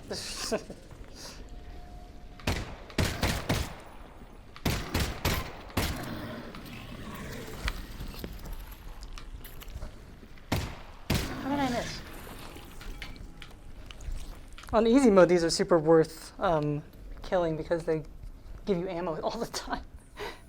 Very, very often. I just remember, like, the thing I remember the most about the mod that I played 2 years ago is that it There's a level where you're on a moving train. Barf! Yeah. These windows are way too big to do that to a person. And they actually made you, whoops, be on top of the moving train. Barf! Like, I immediately got up, like, to the top, and I was like, oh no! And just had to, like, be on the ground the entire time. It was not fun. Anyway, here's something about crouching. Virtual reality provides the opportunity to add physicality to gameplay, but this needs to be balanced against player fatigue and accessibility. For example, we experimented with a low ceiling in this area, requiring players to crouch the whole time that they made their way across the tops of these train cars. Playtesters did not enjoy having to crouch for so long, so we raised the ceiling.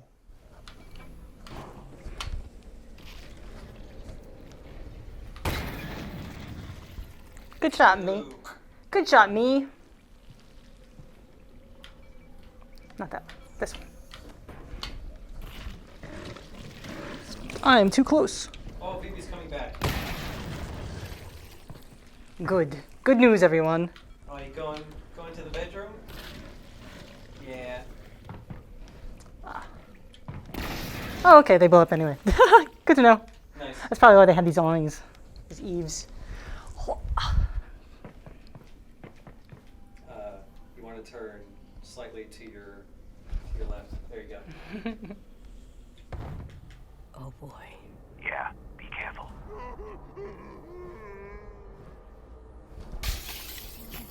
I love this. I love these.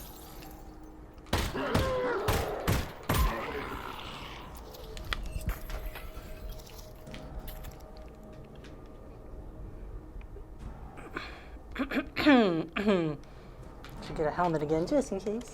Just in case. And these are for when you're in environments with mold spores. Oh, yeah.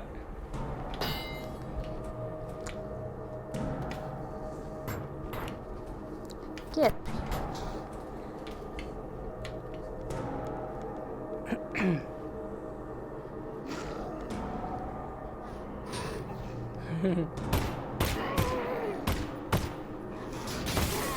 I'm busy.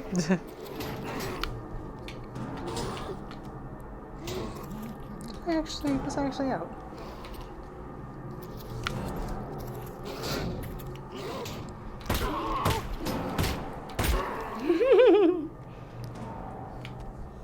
The breakable glass panels in Half-Life Alyx are yet one more system designed to convince players that they are present in a living, So breathing fun. world. I love that shit. The panels detect the position of an incoming impact and procedurally generate new, smaller glass panels in a radial pattern around the impact position.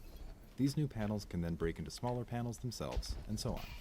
We found that players would often break glass panels accidentally, then spend time testing just how interactive they really were by trying to break them more, eventually realizing that yes, the glass really did shatter at the appropriate location. At one point, we experimented with building special puzzles out of breakable glass, but in the end we found the glass to be more appropriate as a passive interactive element in the world, one that reacts in a satisfying way to a variety of impacts, from zombie melee attacks to incoming gunfire, or any other physical interaction in the game. You're facing the TV right now? Two things from chat. Cute Refaction made a little PNG of VV. Oh. Like they drew VV. Oh. Curled up in the little ball Oh. and made sure his eyes were an alpha channel. Oh. Wonderful. Oops. Uh-oh. That's okay. Nice dodge. Thank you. I did it. Also, we got Catherine saying howdy, folks. First time I've ever caught a VB stream live. Hi. I'm in a weird time zone now. Yep. Yeah. Alyx, Bean I think land. there's a combine fabricator. Swallow me. Put something in it. I want to see how this thing works. Got it. Will it work on the Russells? No, but it should fix up that pistol nicely. Good thing, too. I gave you one of my lesser guns. Thanks, Russell. Well, you know, in case it doesn't make it back. Tell you what, Russell. If I die, I owe you a gun. You owe me a gun anyway. That wasn't a gift. That's my gun. Weapon upgrades are a new feature for the Half-Life franchise, and fictionally this mechanic paired well with Alyx's tinkering nature. We approached this design challenge First, by thinking about what sort of upgrades could be meaningful and also provide additional value to players without removing established interactions. With limited resin to spend, the upgrade system also provided an avenue for players to personalize and invest in their favorite weapon, or streamline an interaction on another weapon, increasing its value to them. For example, the reflex sight still requires players to physically aim, but it improves the feedback on exactly where their shot will hit, and exposes previously hidden enemy weak points. While some players enjoyed this feedback and new targeting opportunities, others didn't and would instead focus on upgrades that suited their style of play. This allowed players to spend their limited resin on upgrades they cared about the most. Another aspect of weapon upgrades that we focused on was not necessarily obvious when we first started to design and test combat in VR. Due to the more physical nature of combat in VR, it can really push on the mental and physical capacity of certain players, as they're required to utilize both their hands and move their head to take in the environment dealing with enemies. While this is a very natural experience, there's also a lot going on at any given point with reloading and combat. As we observed players in some of these more intense combat situations, we started finding opportunities to allow some upgrades to reduce the number of times a physical interaction was required, or reduce the complexity of a particular interaction. The autoloader on the shotgun is a good example.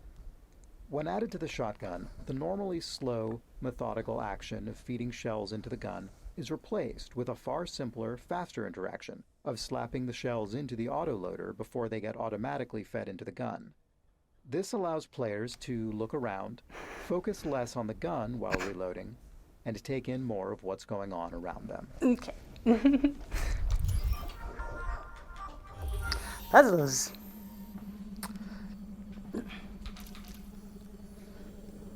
All right. Oh yeah, these Oh things. yeah, these things. These ones are fun. I like these.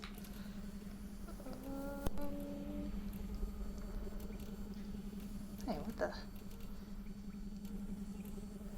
Oh, down here maybe? No, it can't be. There's that guy. What the hell? Why am I doing the first one so badly? Okay, we're almost there. There. I like the idea that like the Combine have to do this every time. Yeah. What if that?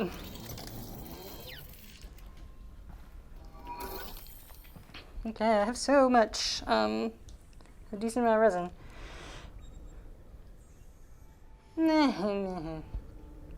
No? Tactical targets. What does that mean? Like I know there's a guy in front of me. There's certain enemies that have I want the weak laser points. sight. Oh, the weak point thing. Oh. And that lets them get highlight and you shoot it, you do way more damage. Okay. Also the sight just makes it easier in general.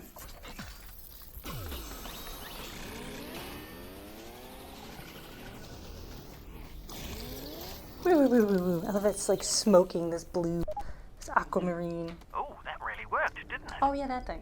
Huh. Cool. I don't have enough resin for any of this stuff. Ah, well, you know what they say about resin, Alyx. No, what do they say about resin, Russ? Look for more resin. Okay. I'll keep an eye out. Yeah, that's the one. Look for more resin.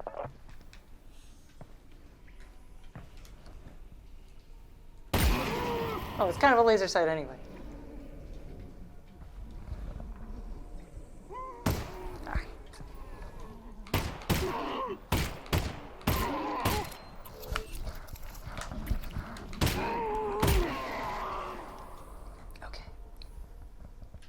I love when they die like on a surface.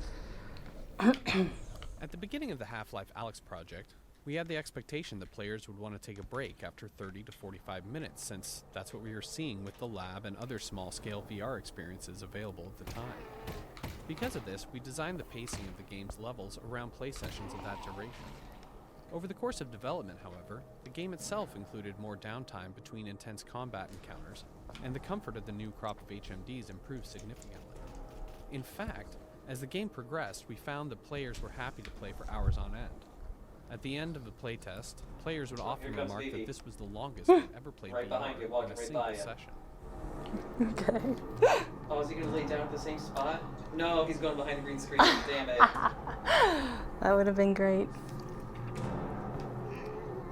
I forgot there's so many guys here. Platform says you being in Finland must have better for me somehow than you being a time zone or two west of me. Also, how's the Finnish winter going? Oh, Jesus. It's not that bad. Although the Finns have been saying like, oh, this is a mild one. Yeah. Oh. Phoebe is on.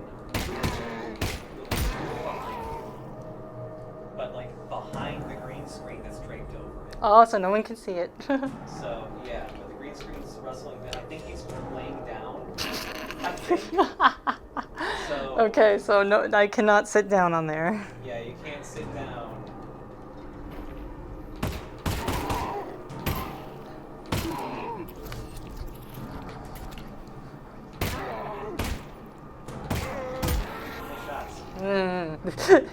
Oh, I All hit. just. God damn it! There's a fucking explosive barrel. Oh, you're. My blindness. You're blind to these. For My some reason. my disability. And you're not colorblind. Yay! No, I'm not colorblind. I'm just explosion blind. I don't know. It's very, very weird. I'm always really chuffed when I. I'm always really chuffed when I manage to actually notice a explosive barrel. It's not my style.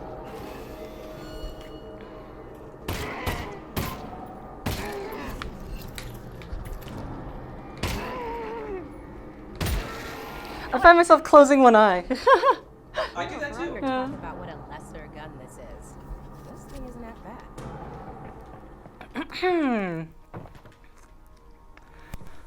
Alright, that's progress, so let's look around.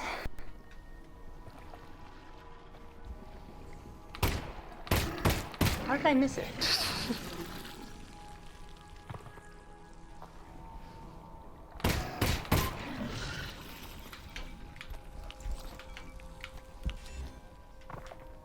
Oh, secret! A little sneaky secret.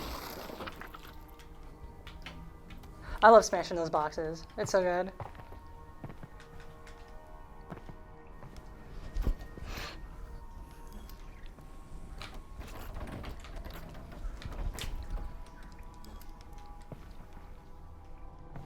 God, imagine playing this with the stupid. I see it. The VR haptic bullet vest thing that rumble in different spots when you get hit. That'd be pretty wild. It's in me. Until this point in the game, our players have only seen headcrabs attached to the heads of zombies. This led playtesters familiar with headcrabs from prior games to anticipate encountering them on their own. We decided to play up this anticipation by foreshadowing the first headcrab encounter with a headcrab that drops out of a vent before disappearing, as well as headcrab sounds in the environment, including a threatening headcrab sound coming from the partially boarded up doorway ahead.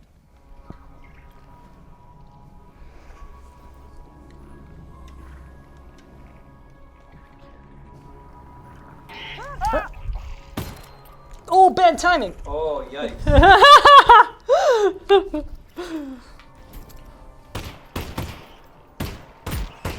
Yep, there it is. Found it. Probably only one of those. That was pretty funny. Oh!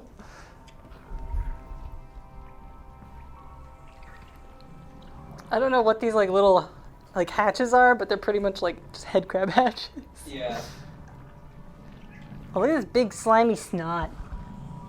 Oh, I wish I could physics Oh, it. that'd be ridiculous if that had physics.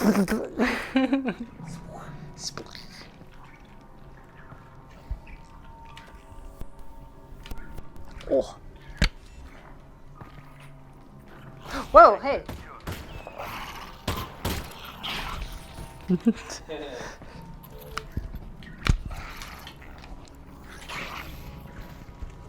Racket.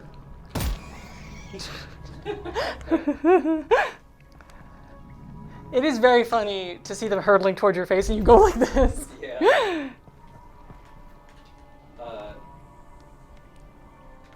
The old Shirai says, this game taught me why people eat head crabs, because they just look, specifically when they played this, because you get such an up-close look at them, they really do just look like skinless turkeys. Yeah. And their guts just kind of look like chicken guts or fish guts. Yeah. Heard anything about Dad, Russell? No. Radio silence since he got on the train. Damn it. Well, the good news is he's probably fine. How do you know that? Because they're taking him to Nova Prospect to torture him. That's the torture place. So they're hardly going to torture him before they get there, so he's fine. Logically speaking. Nice. It is interesting that, you know, a bunch of people want to play this game but don't want to do all the VR shit. And so there's a mod that's been in the works for like years now to make this playable without VR. Oh man, that's rough. That's hard. Yeah, and I can only imagine how way less fun this would feel when it's not VR. I feel like it would be boring a little bit, you know? Yeah, the there's combat is so heavily based on the fact that you're physically doing it. yeah, so like if you just point and click normal FPS style, this game would be absurdly easy. Super easy and super boring. Because like it's not even like there's a ton of like the pace of the combat is different. It's slower. Yeah. And there's a lot less enemies. Yeah. Like you get a whole bunch of combine fuckers later. But I think like pacing wise this would be pretty dull if it wasn't VR. I understand why people would want to play it though. Yeah, I mean, this is like a miracle of video games. Yeah, and you know, VR is very expensive. Yeah. Even cheap VR is still pricey. And this is only on PC and not consoles. It's July. I don't even need to get healed, so I'm gonna leave this guy here.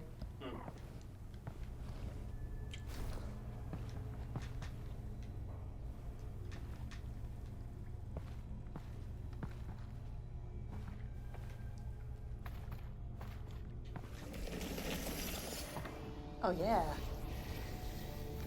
Cool. Russell, are you seeing this? Possibly. Are you seeing floating garbage? It looks like it's just cardboard. Right. Well, seems harmless. Yeah. Weird though.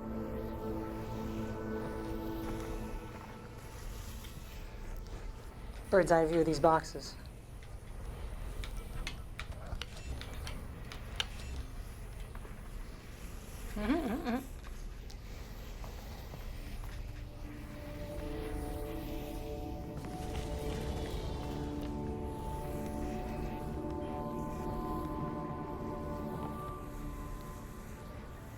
Yeah, I was hoping I would get up to this part.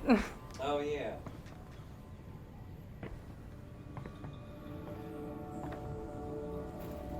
So cool. Just like all these Vortigon prophecies.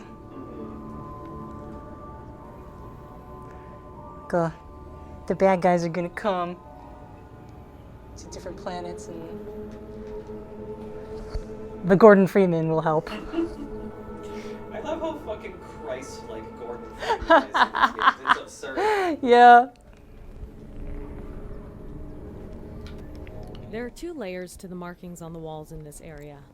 The square and dot patterns, that are the functional elements of the environmental puzzle, and the mural representing the Vortigon's interpretation of the events of the Half-Life saga. For the first few years of development, this area only contained the dot patterns supporting the perspective puzzle. But as we fleshed out the rest of the level, we found that playtesters responded especially positively to the Vortigon's wall markings leading up to the hideout. It was at this point that we realized that this area could serve as a canvas for our Vortigon's artistic magnum opus. To do this, we organized the dot patterns into a sort of swirling star field behind the Vortigon's art. The imagery itself, which was inspired by petroglyphs and other traditional rock art, portrays many significant events from the Combine invasion, painted hurriedly by the injured Vortigon, almost as if he was trying to capture what fleeting memories he still had of the vortessence from which he had been severed. The fact that Vortigons have a complicated relationship with time gave us a lot of leeway in terms of drawing this as a strict, linear timeline. For example, you may notice that the Vortigon uses contemporary Combine troops as shorthand for Combine invasions from the past, or that the timeline is just generally hazy. A little from the past, little from the present, and a little looking forward to the future events of Half-Life 2. So cool. So neat. I'm gonna. There are many musical. Oh, what are you gonna do? I'm gonna go behind you for a moment because I want to see if Baby really is just laying on the little ottoman, but on the other side of the green screen. There are many musical themes and motifs He used is. throughout Aw. the game to represent unspoken aspects of the buddy. story Wonderful. and lore. For example, the Vortigons play an integral role in the subplot of the game, and we chose to use music to subconsciously communicate the repeating nature of their role both in the timeline of Half-Life Alyx and in the larger timeline of the Half-Life saga. Within the music in this scene, you'll hear variations of themes used throughout the timeline of the game. Whoa. From the very first sounds of the game up to the finale in the vault. Variations of these motifs represent the imprisoned chanting of the Vortigons, Ooh.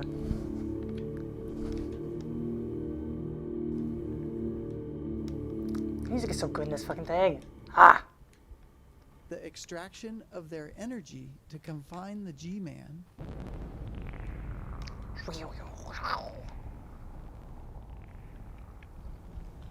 as well as historically familiar sounds representing the vortescence itself. Well, I guess I have to stand up for this one. Yep. Ugh, crunch. Okay, I super forget what to do with this, though. Don't you just have to be standing in the spot where it lines up perfectly or something? Lines up pretty perfectly here. I'd have to be slightly taller.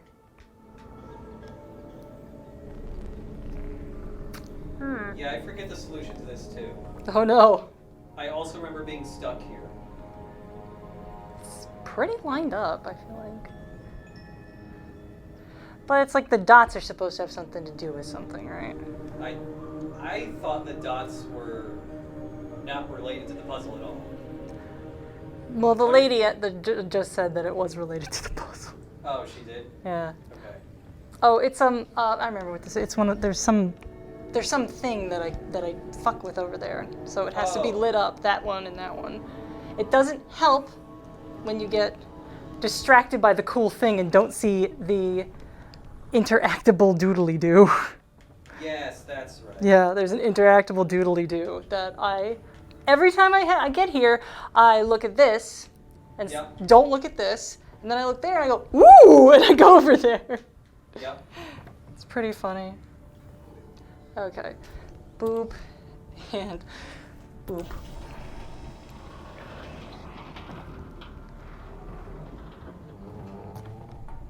I love this guy.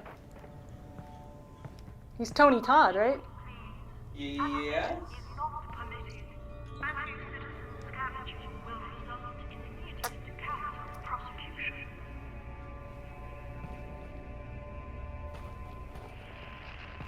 Alyx, you all right? What's wrong? I'm fine, Russell. What's up? I'm losing your signal. Alyx? Alyx? If you can still hear me, keep heading in the same direction and try to get above ground. Russell? Russell? Crap.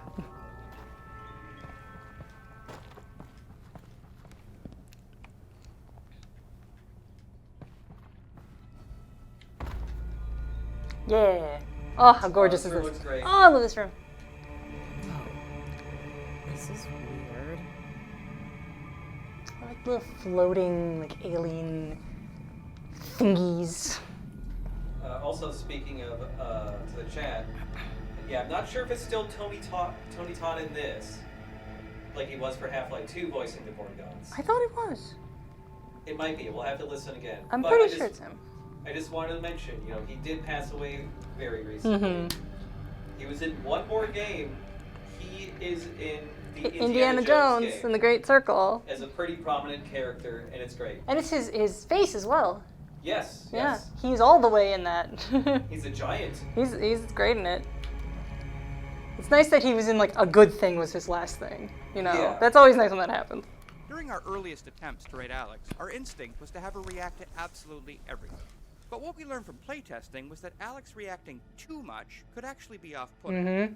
Say a player's in a really tense, zombie-filled level, and they're having a great time, but suddenly Alyx is in their head, sounding angry, or frightened, or anxious. These Alyx reactions were creating a disconnect between how the player was feeling and how the character they were role-playing as was feeling. Mhm. So we took a lot of those out. The Alyx reactions we left in tended to be the ones that were practically universal. Alyx's reaction here to the surreal entrance to the Vort hideout is a good example, where it was just so different from everything the player had seen up until then, and kind of takes you by surprise. We watched so many playtests where the player would see it and say, "Whoa, that's weird." So we had Alyx say the same thing a second later, almost like an echo. So cool. I also feel like, you know, chatty characters, like, everyone's annoyed by that. So why wouldn't they be annoyed about it in VR?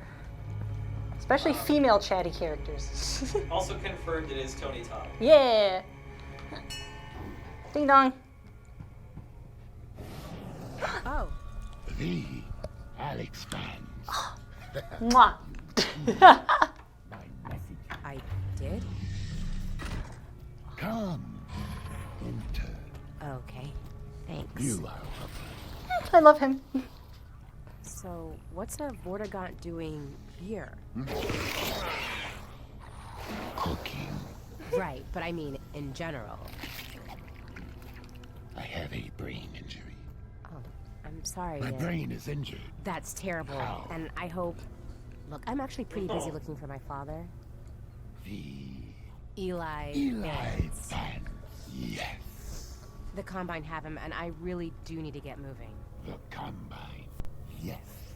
Do not go yet. I must show you something. Look, I appreciate This way. I can't stick around. It is important. I know, I'm sure it is. The Alyx Vance must go this way anyway. Okay. Uh-oh.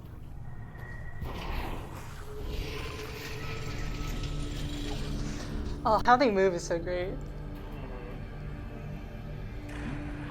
Very good vocab. For as long as we've been making choreographed scenes like this one, we found that there are two types of players. Those who become engrossed with the characters, and those who tinker with everything around them, paying little attention to the scene's action. To make these environments entertaining for the tinkerers, we usually add objects for them to find and play with. Since this scene is split into two rooms, we were able to add a large number of interactions to this first room for players to discover after the Vortigon has moved to the second room. Some interactive objects are pure physically driven toys, like the dangling headcrab corpses and the hanging pans. Others are animations triggered by the player's actions, like the way the caged headcrabs react to the player approaching or shooting them. One type of object on the table is a squeezable headcrab heart, which is a remnant from an older version of this scene where the player would revive a wounded Vortigon by squeezing nectar from these hearts. While that scene didn't work out, we found the experience too compelling and, well, too gross to completely cut from the game.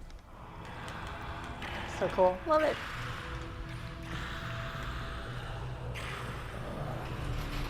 The fundamental challenge of any choreographed dramatic scene like this one is making sure that we entertain the player without undermining the delivery of critical gameplay information. In this case, the player needed to leave this scene with the knowledge that the Vortigons have been imprisoned and that the player should seek the Northern Star. This particular scene went through many different variations during development, from a cooking scene with an extremely traumatized Vortigon to this humorous version. We even experimented with an interaction where the player was required to squeeze the nectar of several headcrab hearts into the Vortigon's mouth to revive him. What? While this was a memorable and novel VR interaction that ensured the player was engaged with the scene, the interactivity on the player... Alyx Vance alone cannot prevent his fate. Look, thank you for everything, but I really have to go. And I'm sorry, but I really don't have time for riddles. The Combine drilled here. I am severed from the vortessence. I am alone in my head. I'm sorry. Look, if I can, if I run across your friends, I will see what I can do. You have saved my kid. I haven't. Then you will. Courage, Alyx Vance. I love you. I love them. He's got boo-boo leg. And Vortigons are great. They're so great. I love the design. Ugh. I love how, like, you know, Also, sorry, the commentary is playing over half that scene. But I like how, you know, in the first game they're enemies, and you don't really have any context for that, and then, like, the first thing you see in Half-Life, like, 2 is, like, a Vortigon, like, in a, like, behind a fence, but he's, like, doing janitorial work or something. Yeah. And he's, like, got a big collar on, and it's like, oh no, they're slaves!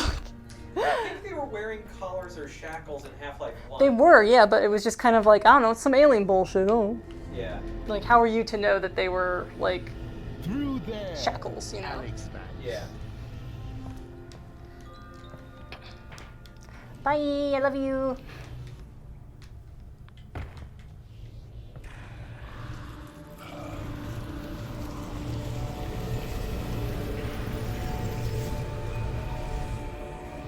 I will help the Alyx Vance.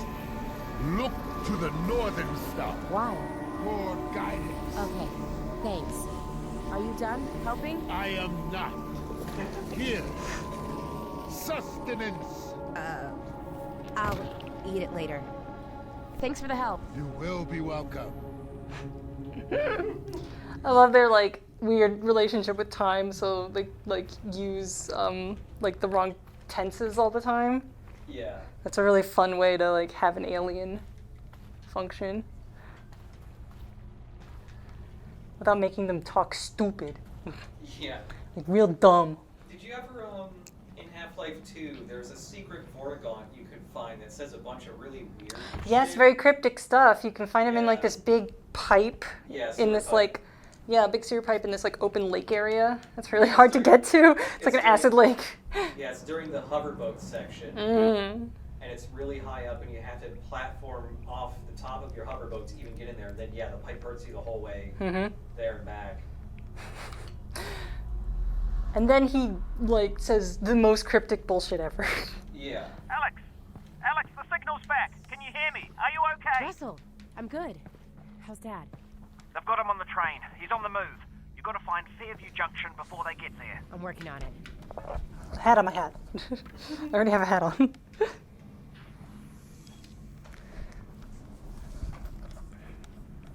Foreshadowing the Armored Boys. Oh, shit, yeah. The Armored Did you Boys. wear that as a hat?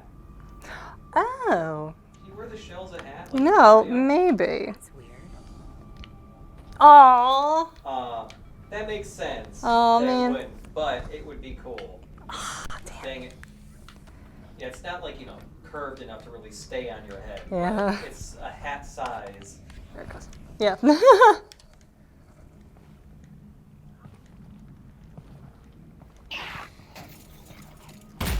So anything happened when you cut out? You're not gonna believe this, but I ran into a Vortigon. Vortigon? What was he doing down there? Hiding. I think he's taking combine. What did he say? You ever meet a Vortigon?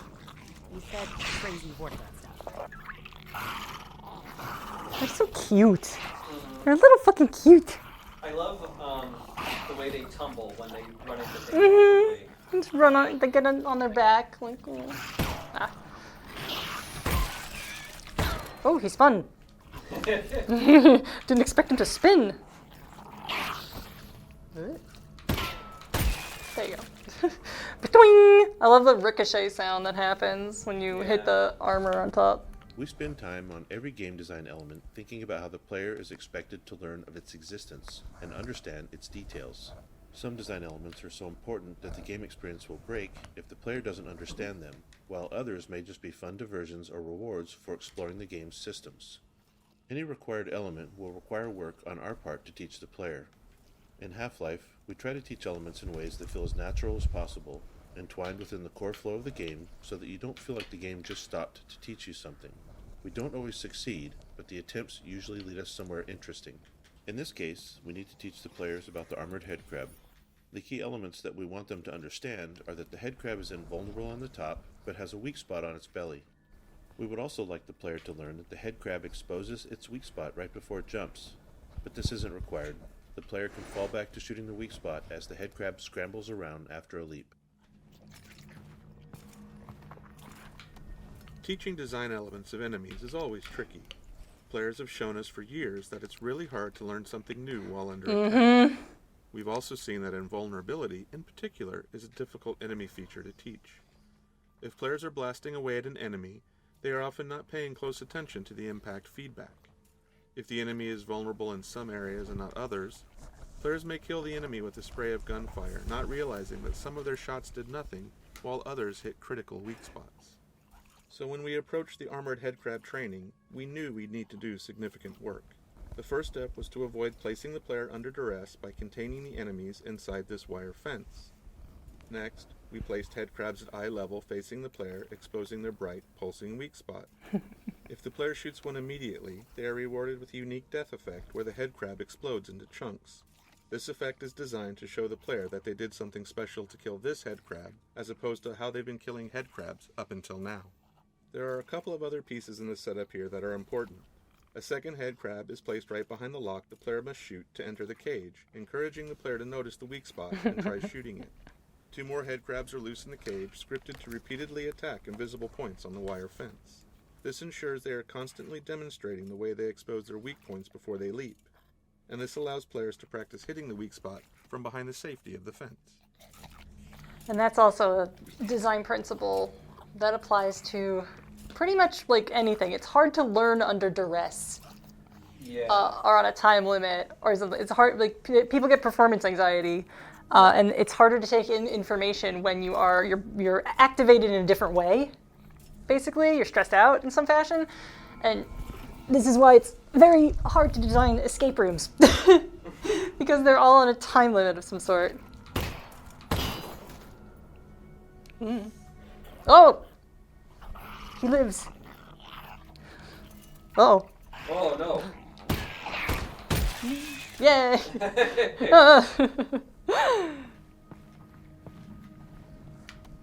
With any section of natural entwined training, we've observed that there's rarely any one thing that succeeds in teaching all players, nor do 100% of players leave with the perfect understanding we'd like. If player understanding is absolutely critical, we have to build a more bulletproof gate that ensures the player demonstrates understanding before moving onwards. In fact, we do just that when the player acquires the shotgun in the next area. In the case of the armoured headcrab, however, playtesting showed that we could afford to let a few players through with less than perfect understanding. This section gave them enough of a chance to experiment that they got a sense of what was going on, and further encounters with armoured headcrabs solidified it. There was still a lot of iteration on the visual design of the headcrab to further drive home its armour and weak point, and we also added a custom response to shotgun fire. In that case, the armoured headcrab flips over and wriggles for a second, exposing its weak point. This was added to reduce the resource loss we saw happening in players who were still struggling to understand the armoured headcrab mechanics after they acquired the shotgun. Makes sense. Yeah. Oh, that Vortigon I met? He did give me a headcrab to eat. Oh, great! What did it taste like? Tell me Russell, I didn't eat it. Right. Of course you didn't. No, that's the right decision. He's the weirdo that had a headcrab in the fridge, said do not eat. Can you flip your ponytail off of the mic?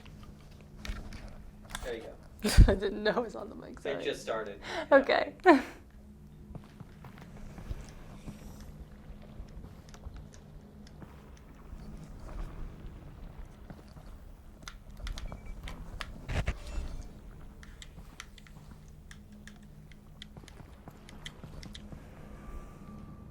Okay. Shotgun. Oh, that zombie has a shotgun.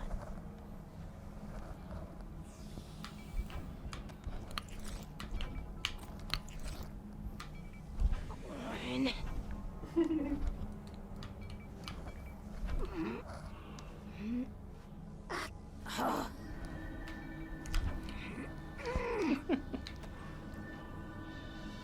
One challenge we always face when giving a new weapon or tool to the player is ensuring that they collect it before moving on.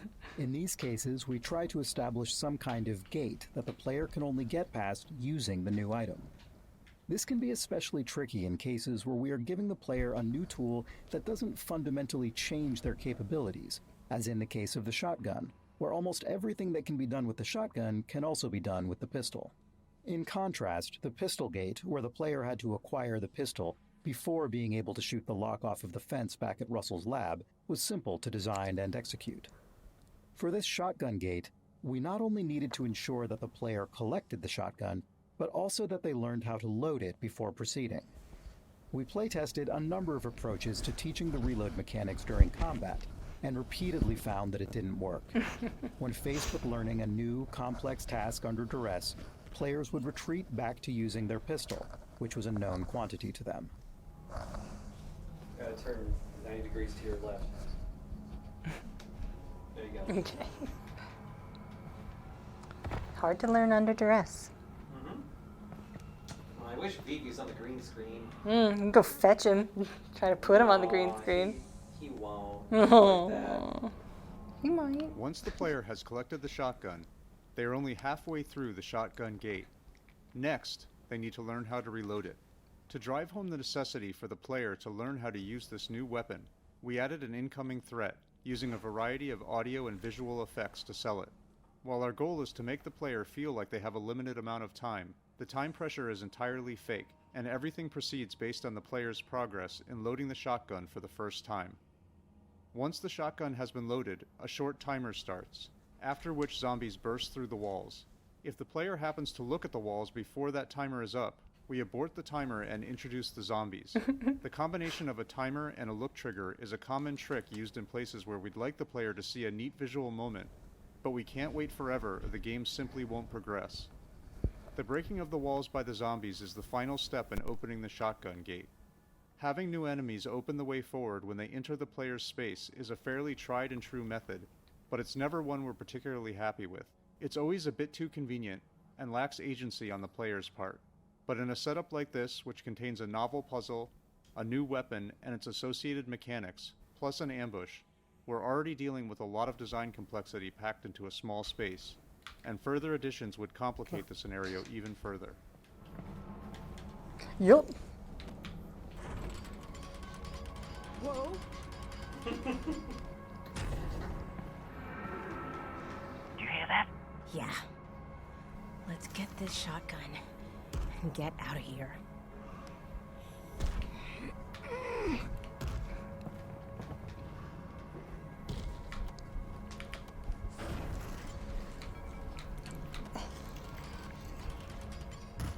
Puzzles.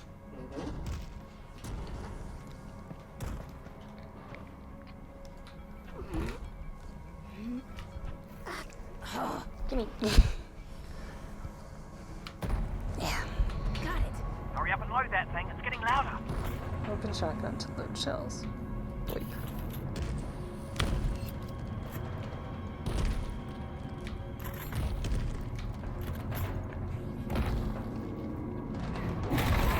There they are.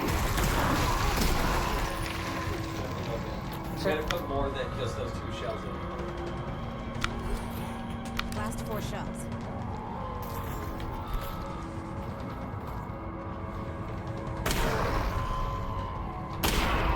Nice. Cool. We did it. I love this gun. 2 shells left. Out of shells. Yep. Out of shells. Oh, I could have seen this earlier, I guess, if I looked up. I was wondering. Yeah. Wait, what happens if you accidentally drop both pipes that are available to stop the bike wheel Ooh. down the hole? But You could probably just use your gloves to pull them out of the hole. Yeah. It's not that deep.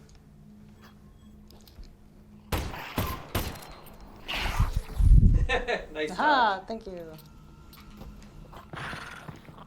Give me a moment, little guy. Where'd he go? Oh, hello.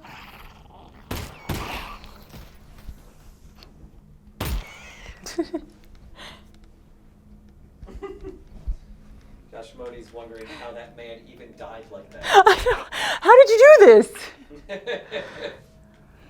I've got questions, man. Who put you up there? To what end?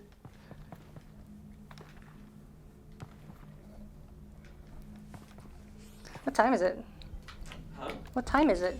It is 11:37. Okay, no wonder I'm getting tired. Yeah, I'm this, also a little This tired is here. probably the last section I'll play.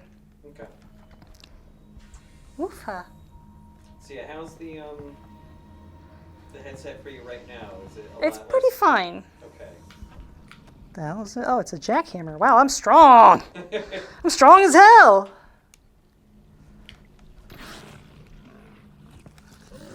I'm very curious of looking up what other weapons people have made for this game since we last checked it out.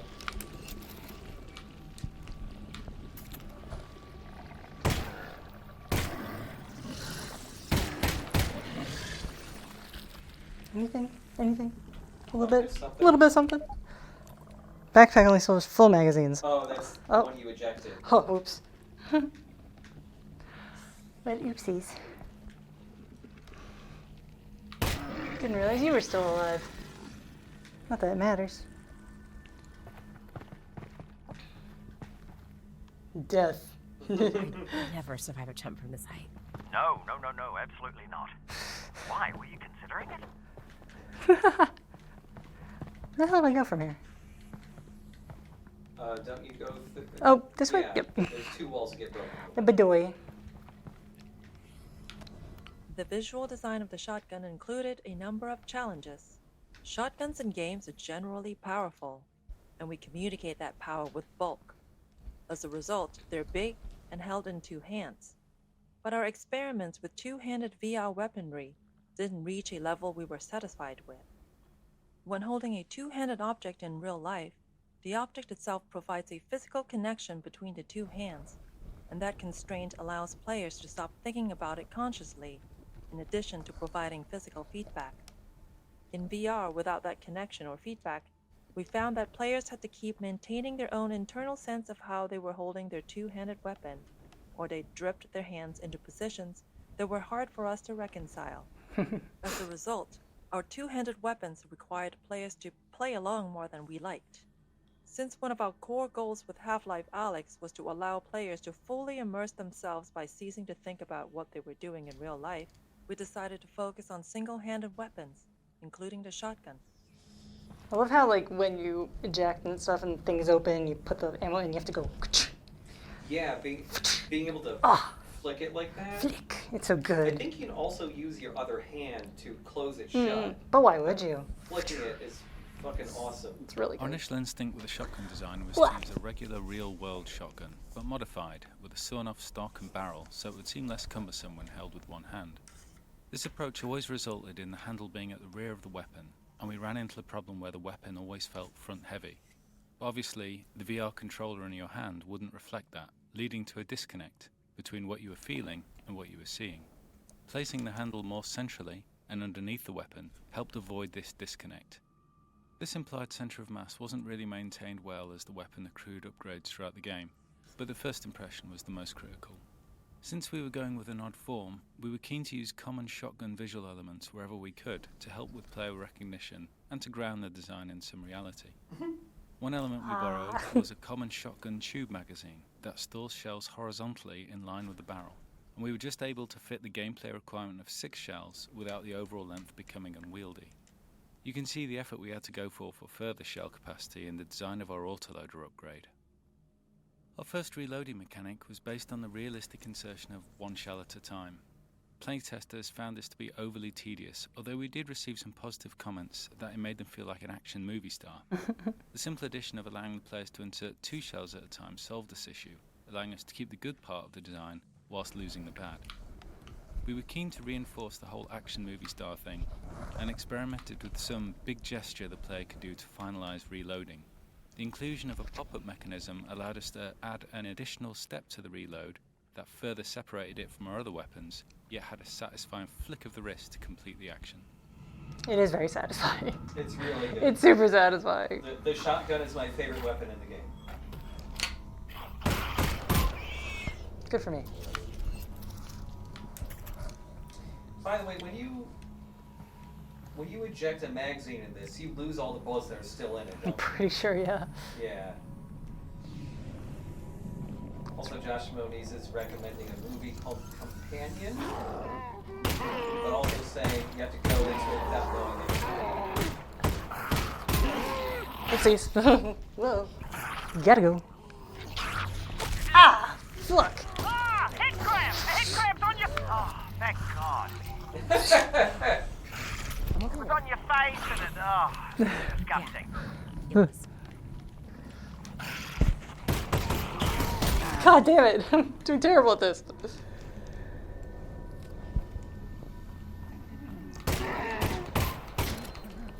3 more.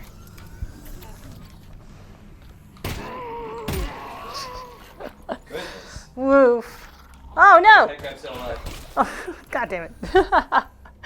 That's okay, it's easy mode. Oh my gosh. Give me a break, dude. Champion Hyena asking, so what happens if you're completely out of ammo? Are you shit out of luck? Because the game doesn't have melee. I know, right? I don't really know. I've never completely run out of ammo. Yeah. So I don't know. You have to be being pretty incurious about the world.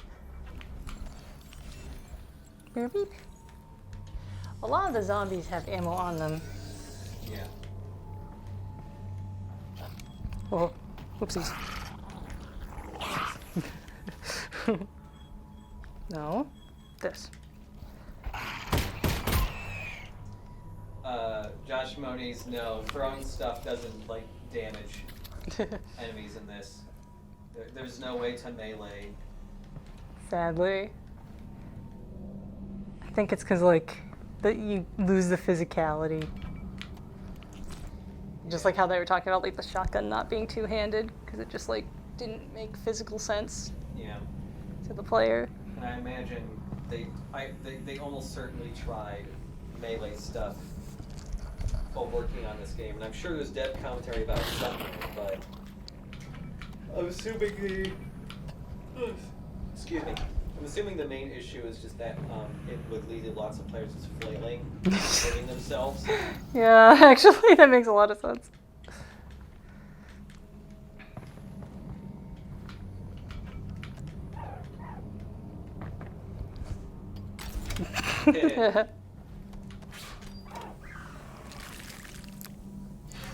Ew. Cool.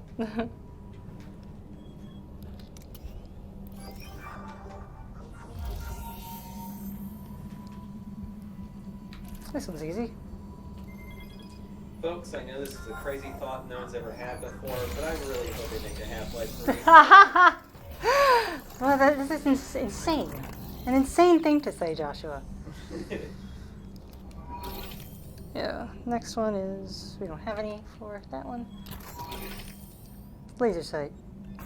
Yes, please.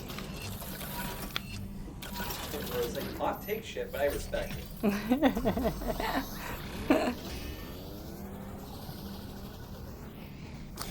Ding! Gun's done.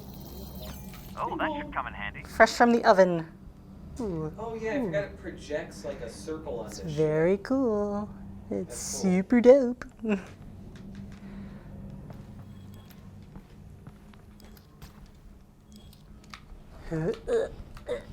What? Yeah, if you lose your grip, it doesn't make you fall. It just zoops you up the ladder. Yeah. Which is wise. I remember there's fucking guys in this hallway. Yeah.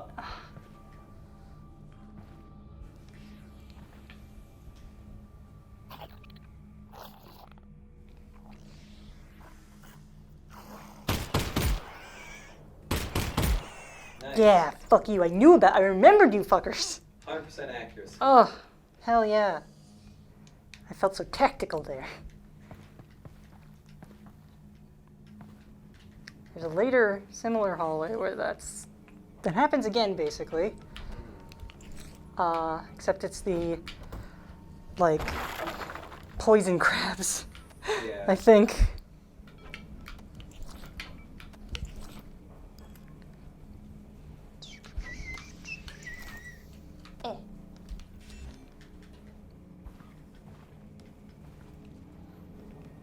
Okay, cool. Ammo get.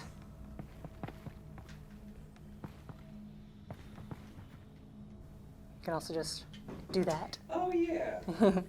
Which is cool. You know, again, I played this entire game with the continuous motion. That's crazy. But I also did, I did the real, like, jumps and drops, too. Asparagus. Oh. So yeah, I wasn't, like, teleporting down stuff. I was actually physically dropping down it. Oh, weird. You're so powerful. Yeah, I'm pretty good.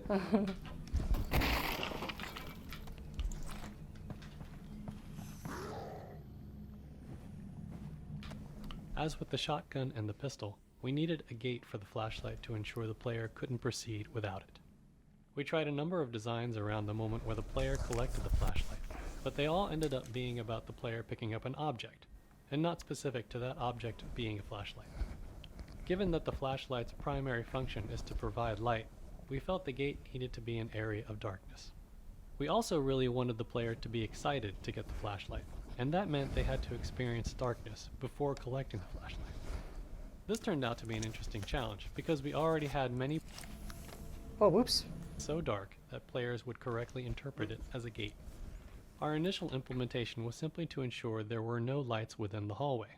Unfortunately, playtesting immediately showed that wasn't enough. Some VR headsets have extremely low black levels, and on those headsets, enough light bounced in from this lit area to enable players to move forward. In addition, our low ground fog provided just enough contrast in the dark hallway for players to make out the scene and stumble through it. Even once we removed fog and bounce light in this area, we saw yet other ways that players tried to move forward. Some players would fire their pistol repeatedly, using the muzzle flash as a strobing light source. Others would use the teleport targeting UI to probe the room, because at that point in the project, it had a small light source attached to it. In the end, we disabled muzzle flashes inside the hallway, and the teleport UI lost its light. The final step was the addition of some dialogue from Alyx, commenting on the darkness and her need for a light source. This was aimed at solving a perceptual problem. Up until now, our game has taught players that their goal is to continue moving forward. And any time that forward progress is blocked, it's because there's something in the local area that needs solving. Given that structure, it's entirely rational for players to do everything they can to find some way to see in the darkness ahead. Alyx's dialogue is aimed at telling the player that the game has recognized their attempts to move forward here, but the solution lies elsewhere. Subsequent playtesting showed us that this dialogue, coupled with the brightly lit area containing zombies off to the right, helped tug players past the darkness entrance and on towards the flashlight. I hate when games hold your hand. They all do. You just don't like knowing about it. You need to turn 90 degrees to your left. There you go. Too dark. You'll need a flashlight. I think you're right. Yeah, you can't even move past here. It's a wall. I was wondering if do speedrunners just go and skip the flashlight entirely?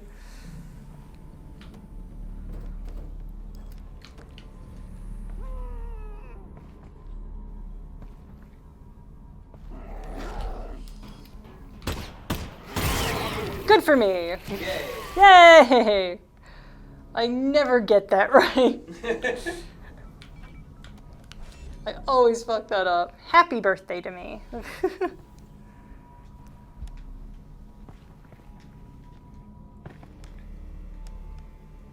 guys got anything on you? Nah.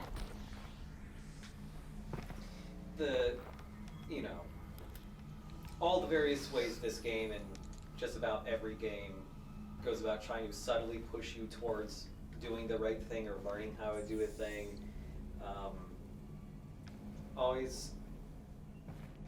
It always reminds me how... Yep. I knew it. I knew you were in here. I only have one bullet.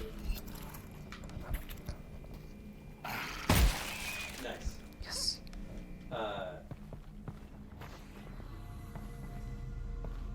I always think it's interesting that, like, you know, your mom has said it in the past. I think my parents have at some point when they've seen us playing games or we're actually showing them a game or whatever in the past, 10 years or whatever. But they're always just like, how do you know how to do this stuff? Because the idea that a game teaches you how to play it is completely foreign to that. Yeah, I guess so. Like, okay. Oh, no, go ahead. Like it was, your mom was seeing me play Mario Odyssey in New Dawn City. And she's like, how do you know how to do all these moves? Huh? Game teaches you. Like hacking and environmental puzzles, toner puzzles like this one are often used to relieve tension from combat and engage the player's mind in a refreshing way. This puzzle introduces a new junction type, which has 2 inputs and 2 outputs, as well as branching circuits.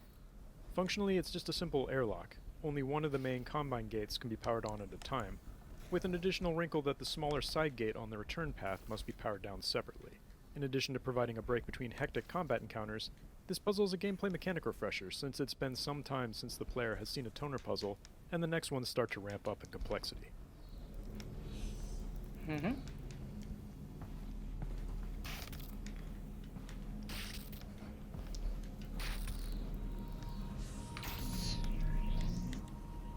Turns that one on.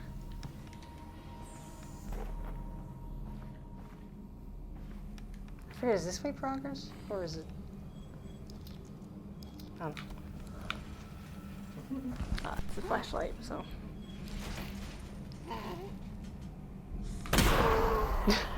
Where'd he go? Where did he go? Evaporated. He just fell off the ledge. Okay, it really looked like he got sent flying like Team Rocket's. Yeah, it did. Oh, isn't this where the little poison ones show up? Or am I full of shit? I don't think the poison ones are in this game. Are they not? Like the quick ones? Aren't there quick ones? Maybe. I thought it was just the normal ones and then the rock ones, the armored ones. Forget if there's anything in this door over here. It's something you come back through later. Okay. I think you come around and out. That door. Okay. Yeah, you're probably right. Ooh. It is. Oh, God damn it! Jesus Son of a Christ. bitch! Fucking hell! Give that fucking thing. Give me. God damn it. Oh, I can't. It's in my other hand. Oh, thank God. Oh my God. Fucking hell. Oh my God.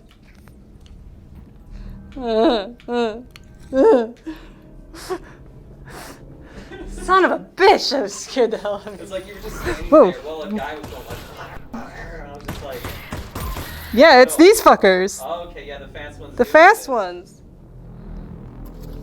The motherfuckers. Oops. Up.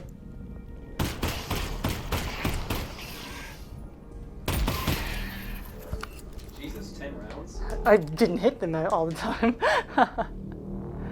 Ay, ay, ay.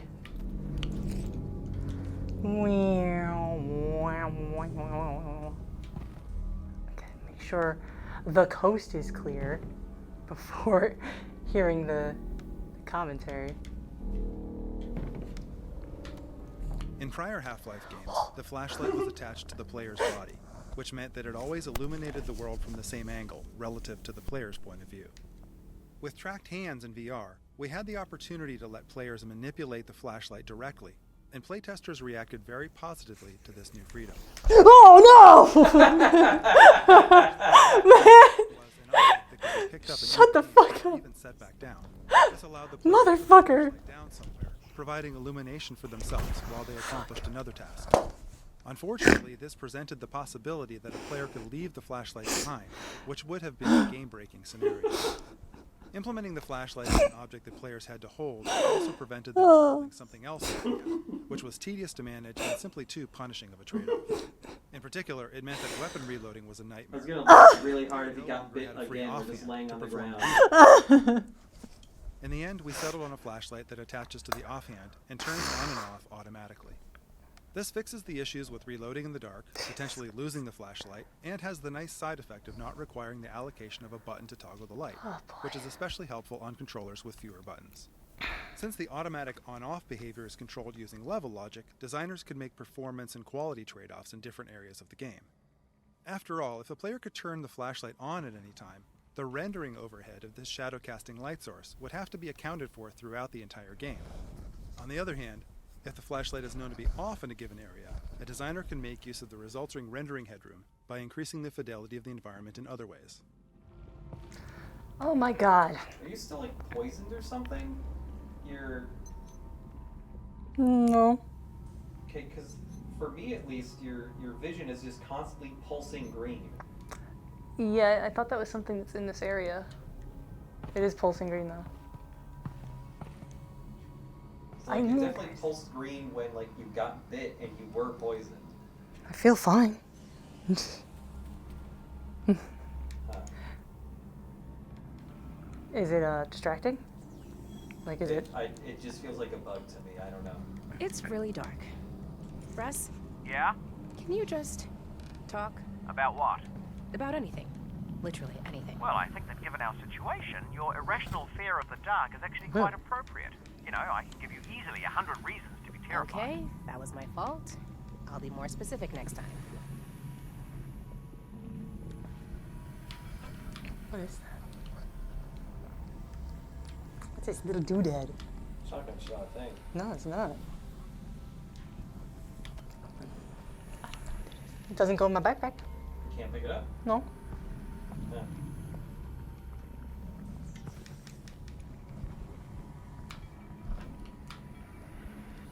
Oh,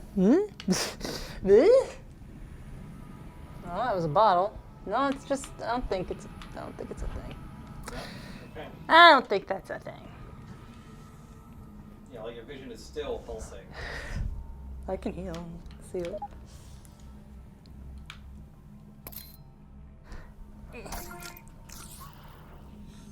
Nope. No, my vision just pulses now. I think it's a bug. It's a because bug. You also have a bloody flashlight.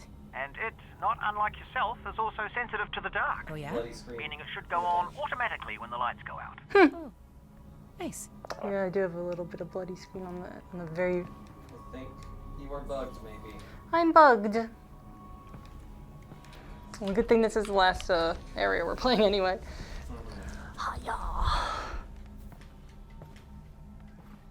Did I listen to this one or did I pass it? I think you passed it. Yeah, because I was futzing with that thing. Shortly after adding the flashlight to the game, we discovered that playtesters would frequently brace their gun hand with their flashlight hand. This meant that the players had to orient their flashlight hand awkwardly to align the light with their aim. We decided to make this an automatic behavior of the offhand whenever it was brought close to the grip of the gun. If you do this, you'll see that the offhand grips the gun in a natural pose, and the flashlight aligns with the aim. In fact, if you look closely at the end of the flashlight, you'll notice that it has a ball joint. This allows the flashlight to articulate based on whether the offhand is gripping the gun or not. The ball joint has 4 different orientations, one for each gun, and a neutral orientation for when the player is not supporting the gun to aim. These 4 orientations ensure that the flashlight is always pointed in an ideal direction for the player. In one-handed mode, the flashlight attaches to the gun hand at an orientation that is ideal for all scenarios. Didn't notice that. I never knew that. That's cool. That's neat. That's really neat. God, those fucking I poison got ones. owned really hard, like 3 times. What sucks is that in the back of my head, the reason why I was like looking around after the first 2, I was like, wasn't there a third one in here? And then I was just like, well, I guess not. Nah, just stuck with my instinct there. Here we are.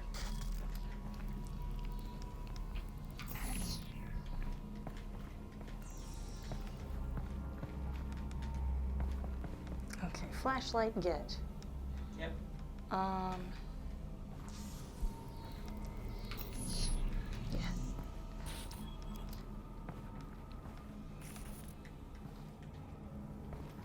I knew it.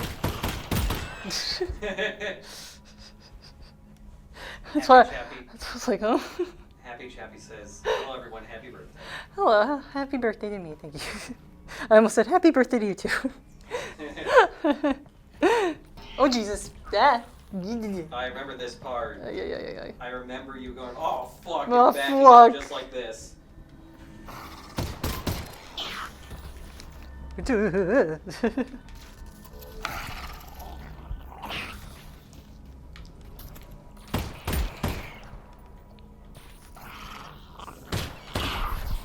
Ah, come on.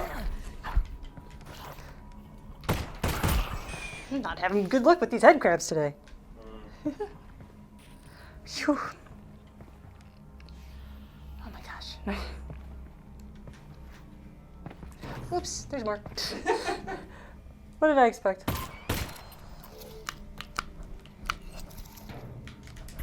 Oh, the boys, they are all back in town.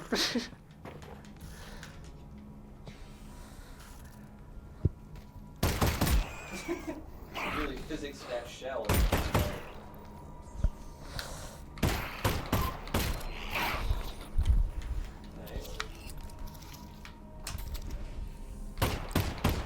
Get back here. Oh my god. Them coming right at your face is like nothing else, man. Ooh. See? Crab tube. They only come out of... Nothing good comes from these. It's only crabs. Okay. All right, Russ. Really need you to talk again. Absolutely. Be specific. Before. Be specific. What was life like before the Combine? Ah, excellent. Alex, have you ever heard of a club sandwich? Nope. Not once. Right. To make a club sandwich, you need to start with bread. Not from a bread line, from a bakery across the street. Baked that day, okay? You add tomatoes, lettuce, not vegetable paste, fresh. Then you add bacon. That's from an animal we used to call the pig. You toast the bread, and you put all You guys that... have all that? That's insane. It is. And I'm not done. Then you add a second sandwich on top of the first one. You put ham in it, also from a pig, and turkey from an animal we used to call the turkey, and more tomato, more lettuce, and a bunch of other things I'm forgetting. It was 6 inches tall and weighed a pound, and had a dozen ingredients from 5 different continents. It was the most impossible food item you could imagine in any age before. I know, right? That is... Wow. Thanks, Russ. You're welcome, Alex. I love that conversation. Really good. I think this upcoming one is about that conversation. Yeah, sandwiches. When the writers create a new character, we try to write a variety of Close. material from that character's perspective to help find their voice. What motivates them? What do they sound like? How do they relate to other characters? It's helpful to know the answers to questions like this early in a project, particularly when working with a team, where different people might end up writing for that character. The club sandwich story that Russell tells in this section started out as one of these writing exercises. The writing team wrote pages and pages of Russell telling Alyx stories about life before the Combine, getting irritated with her, telling bad jokes, pretty much the whole emotional spectrum. As we refined Russell's character, almost all of that fell by the wayside. We needed to do that work to get to Russell, but most of it didn't sound like Russell anymore. Later in the project, we decided to make Alyx scared of the dark. So we needed Russell to talk a lot in this section to keep Alyx company. It didn't matter what he was saying, it just had to be this voice in the darkness that she was grabbing onto. And then we remembered, hey, didn't we write a rambling sandwich monologue a year ago? And the club sandwich speech was resurrected. Aw. I love that. That's great. That club sandwich chat made me hungry. You still got more of that chicken. Oh yeah, the burger. Or the burger. The burger. You got a burger. Oh man, this fucking area. You sure you want to do this? Oh area? Jesus. Fucking hell.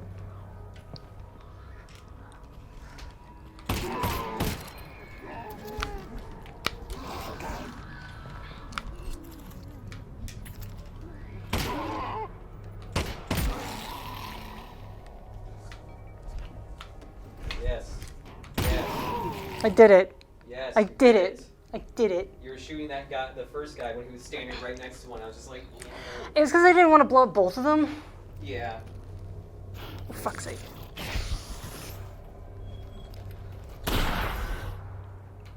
Two? Damn. Tough little boy. You need to turn 90 degrees to your left. So you don't punch the TV. Ideally.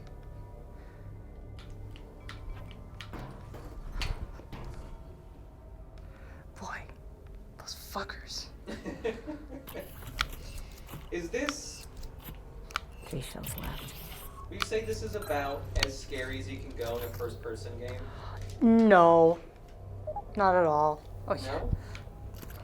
Because you're really freaked out in first-person perspectives, right? Yeah, but VR's a little different for some reason. Less scary? I think it's because I'm used to Half-Life or something. Like, I don't find Half-Life to be that scary.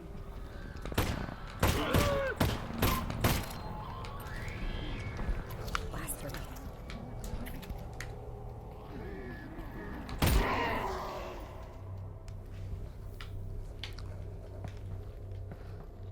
Oh yeah, these guys have these things, and you should shoot those.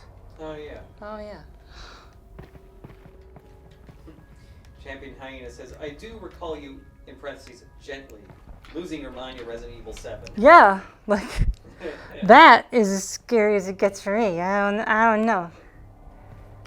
Half-Life, for some reason, it's like I'm too familiar with it. Right. I think also, like, similar with Silent Hill, like, I'm too familiar with it to be scared by it. Yeah.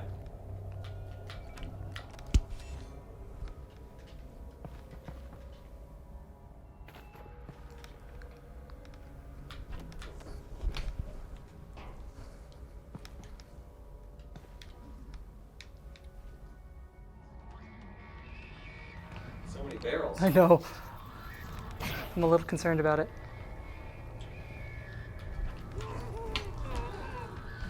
Oh, man. Oh, Jesus. I fucked up, guys. Fucked up. Oh, now I don't have no explosions left.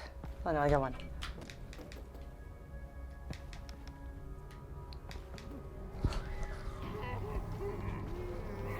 Oh!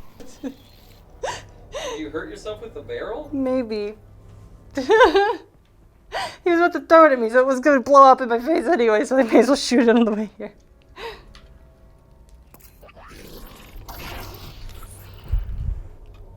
Whomst is doing this? Oh, God.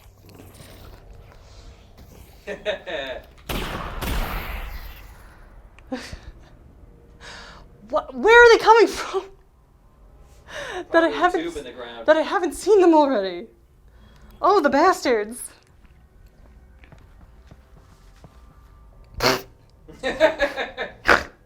Blip. Oh my God.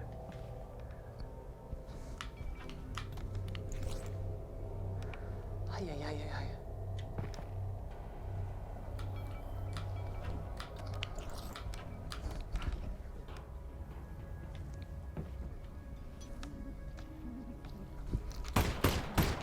Why did it take me 4 shots?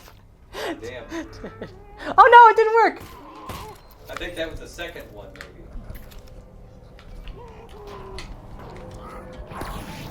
Ah, he hit it, the stupid idiot. Did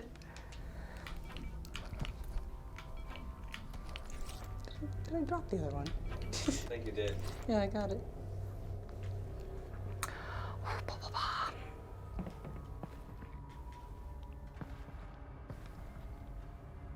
Oh. Noel Shirai says, I didn't realize this. Apparently when you're meeting that Vortigon in his kitchen, you can hurt yourself if you stick your hands in his soup. I thought the soup was too far away. Can you get over there? I thought it was kind of like the access was blocked. That doesn't sound made up though, but I don't mean to be like, you're a liar. Yeah.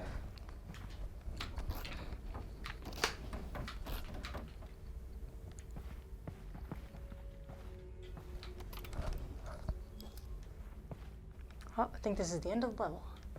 Yes. I'm free to address how my back hurts. Yes. Thanks for coming to the birthday stream. Thanks all. Thank you, Chip, for setting up all this fucking bullshit. This is a lot of bullshit. Sorry it didn't work out entirely correctly. Sorry the stream was like an hour late, because we just don't give ourselves enough time to set up fucking I mean, it's also VR just, streams. I couldn't leave work until a certain time. Then we had to wait for our food to get Oh, delivered. sandwiches. Like, oh, that was still on you? It was still on me. Through the load zone. Weird. I can't grab it. Can I? When the writers created a character, they try to write a Crazy. Huh. What were you saying? Sorry, you couldn't leave work. You know, I couldn't leave work until a certain time because of my meetings, and then, you know, having to wait for our food to get delivered. Be careful sitting down. BB's there. Oh, he's there. I touched him and he ran away. Oh. Wanted to sit on the bed. Yeah. But yeah, sorry, Vivi. The spot is really warm where you was. Yeah. Oh, I'm sorry. My poor cat. Yeah, Noel Shry says putting your hands in the soup doesn't do a lot of damage, which is, you know, Alex goes, ouch. Ouch. That's really cute. I've never done it before, obviously, because I didn't know you could. But yeah, thanks for hanging out. Uh-oh. Oh, he's attacking me. Oh, he's attacking you. Oh, cool. He's tapping me on the shoulder. I gotta go. Thanks for watching. Thanks for subs and donations. And happy birthday to everybody. Happy birthday to us all. Later, folks. Bye. Thank you.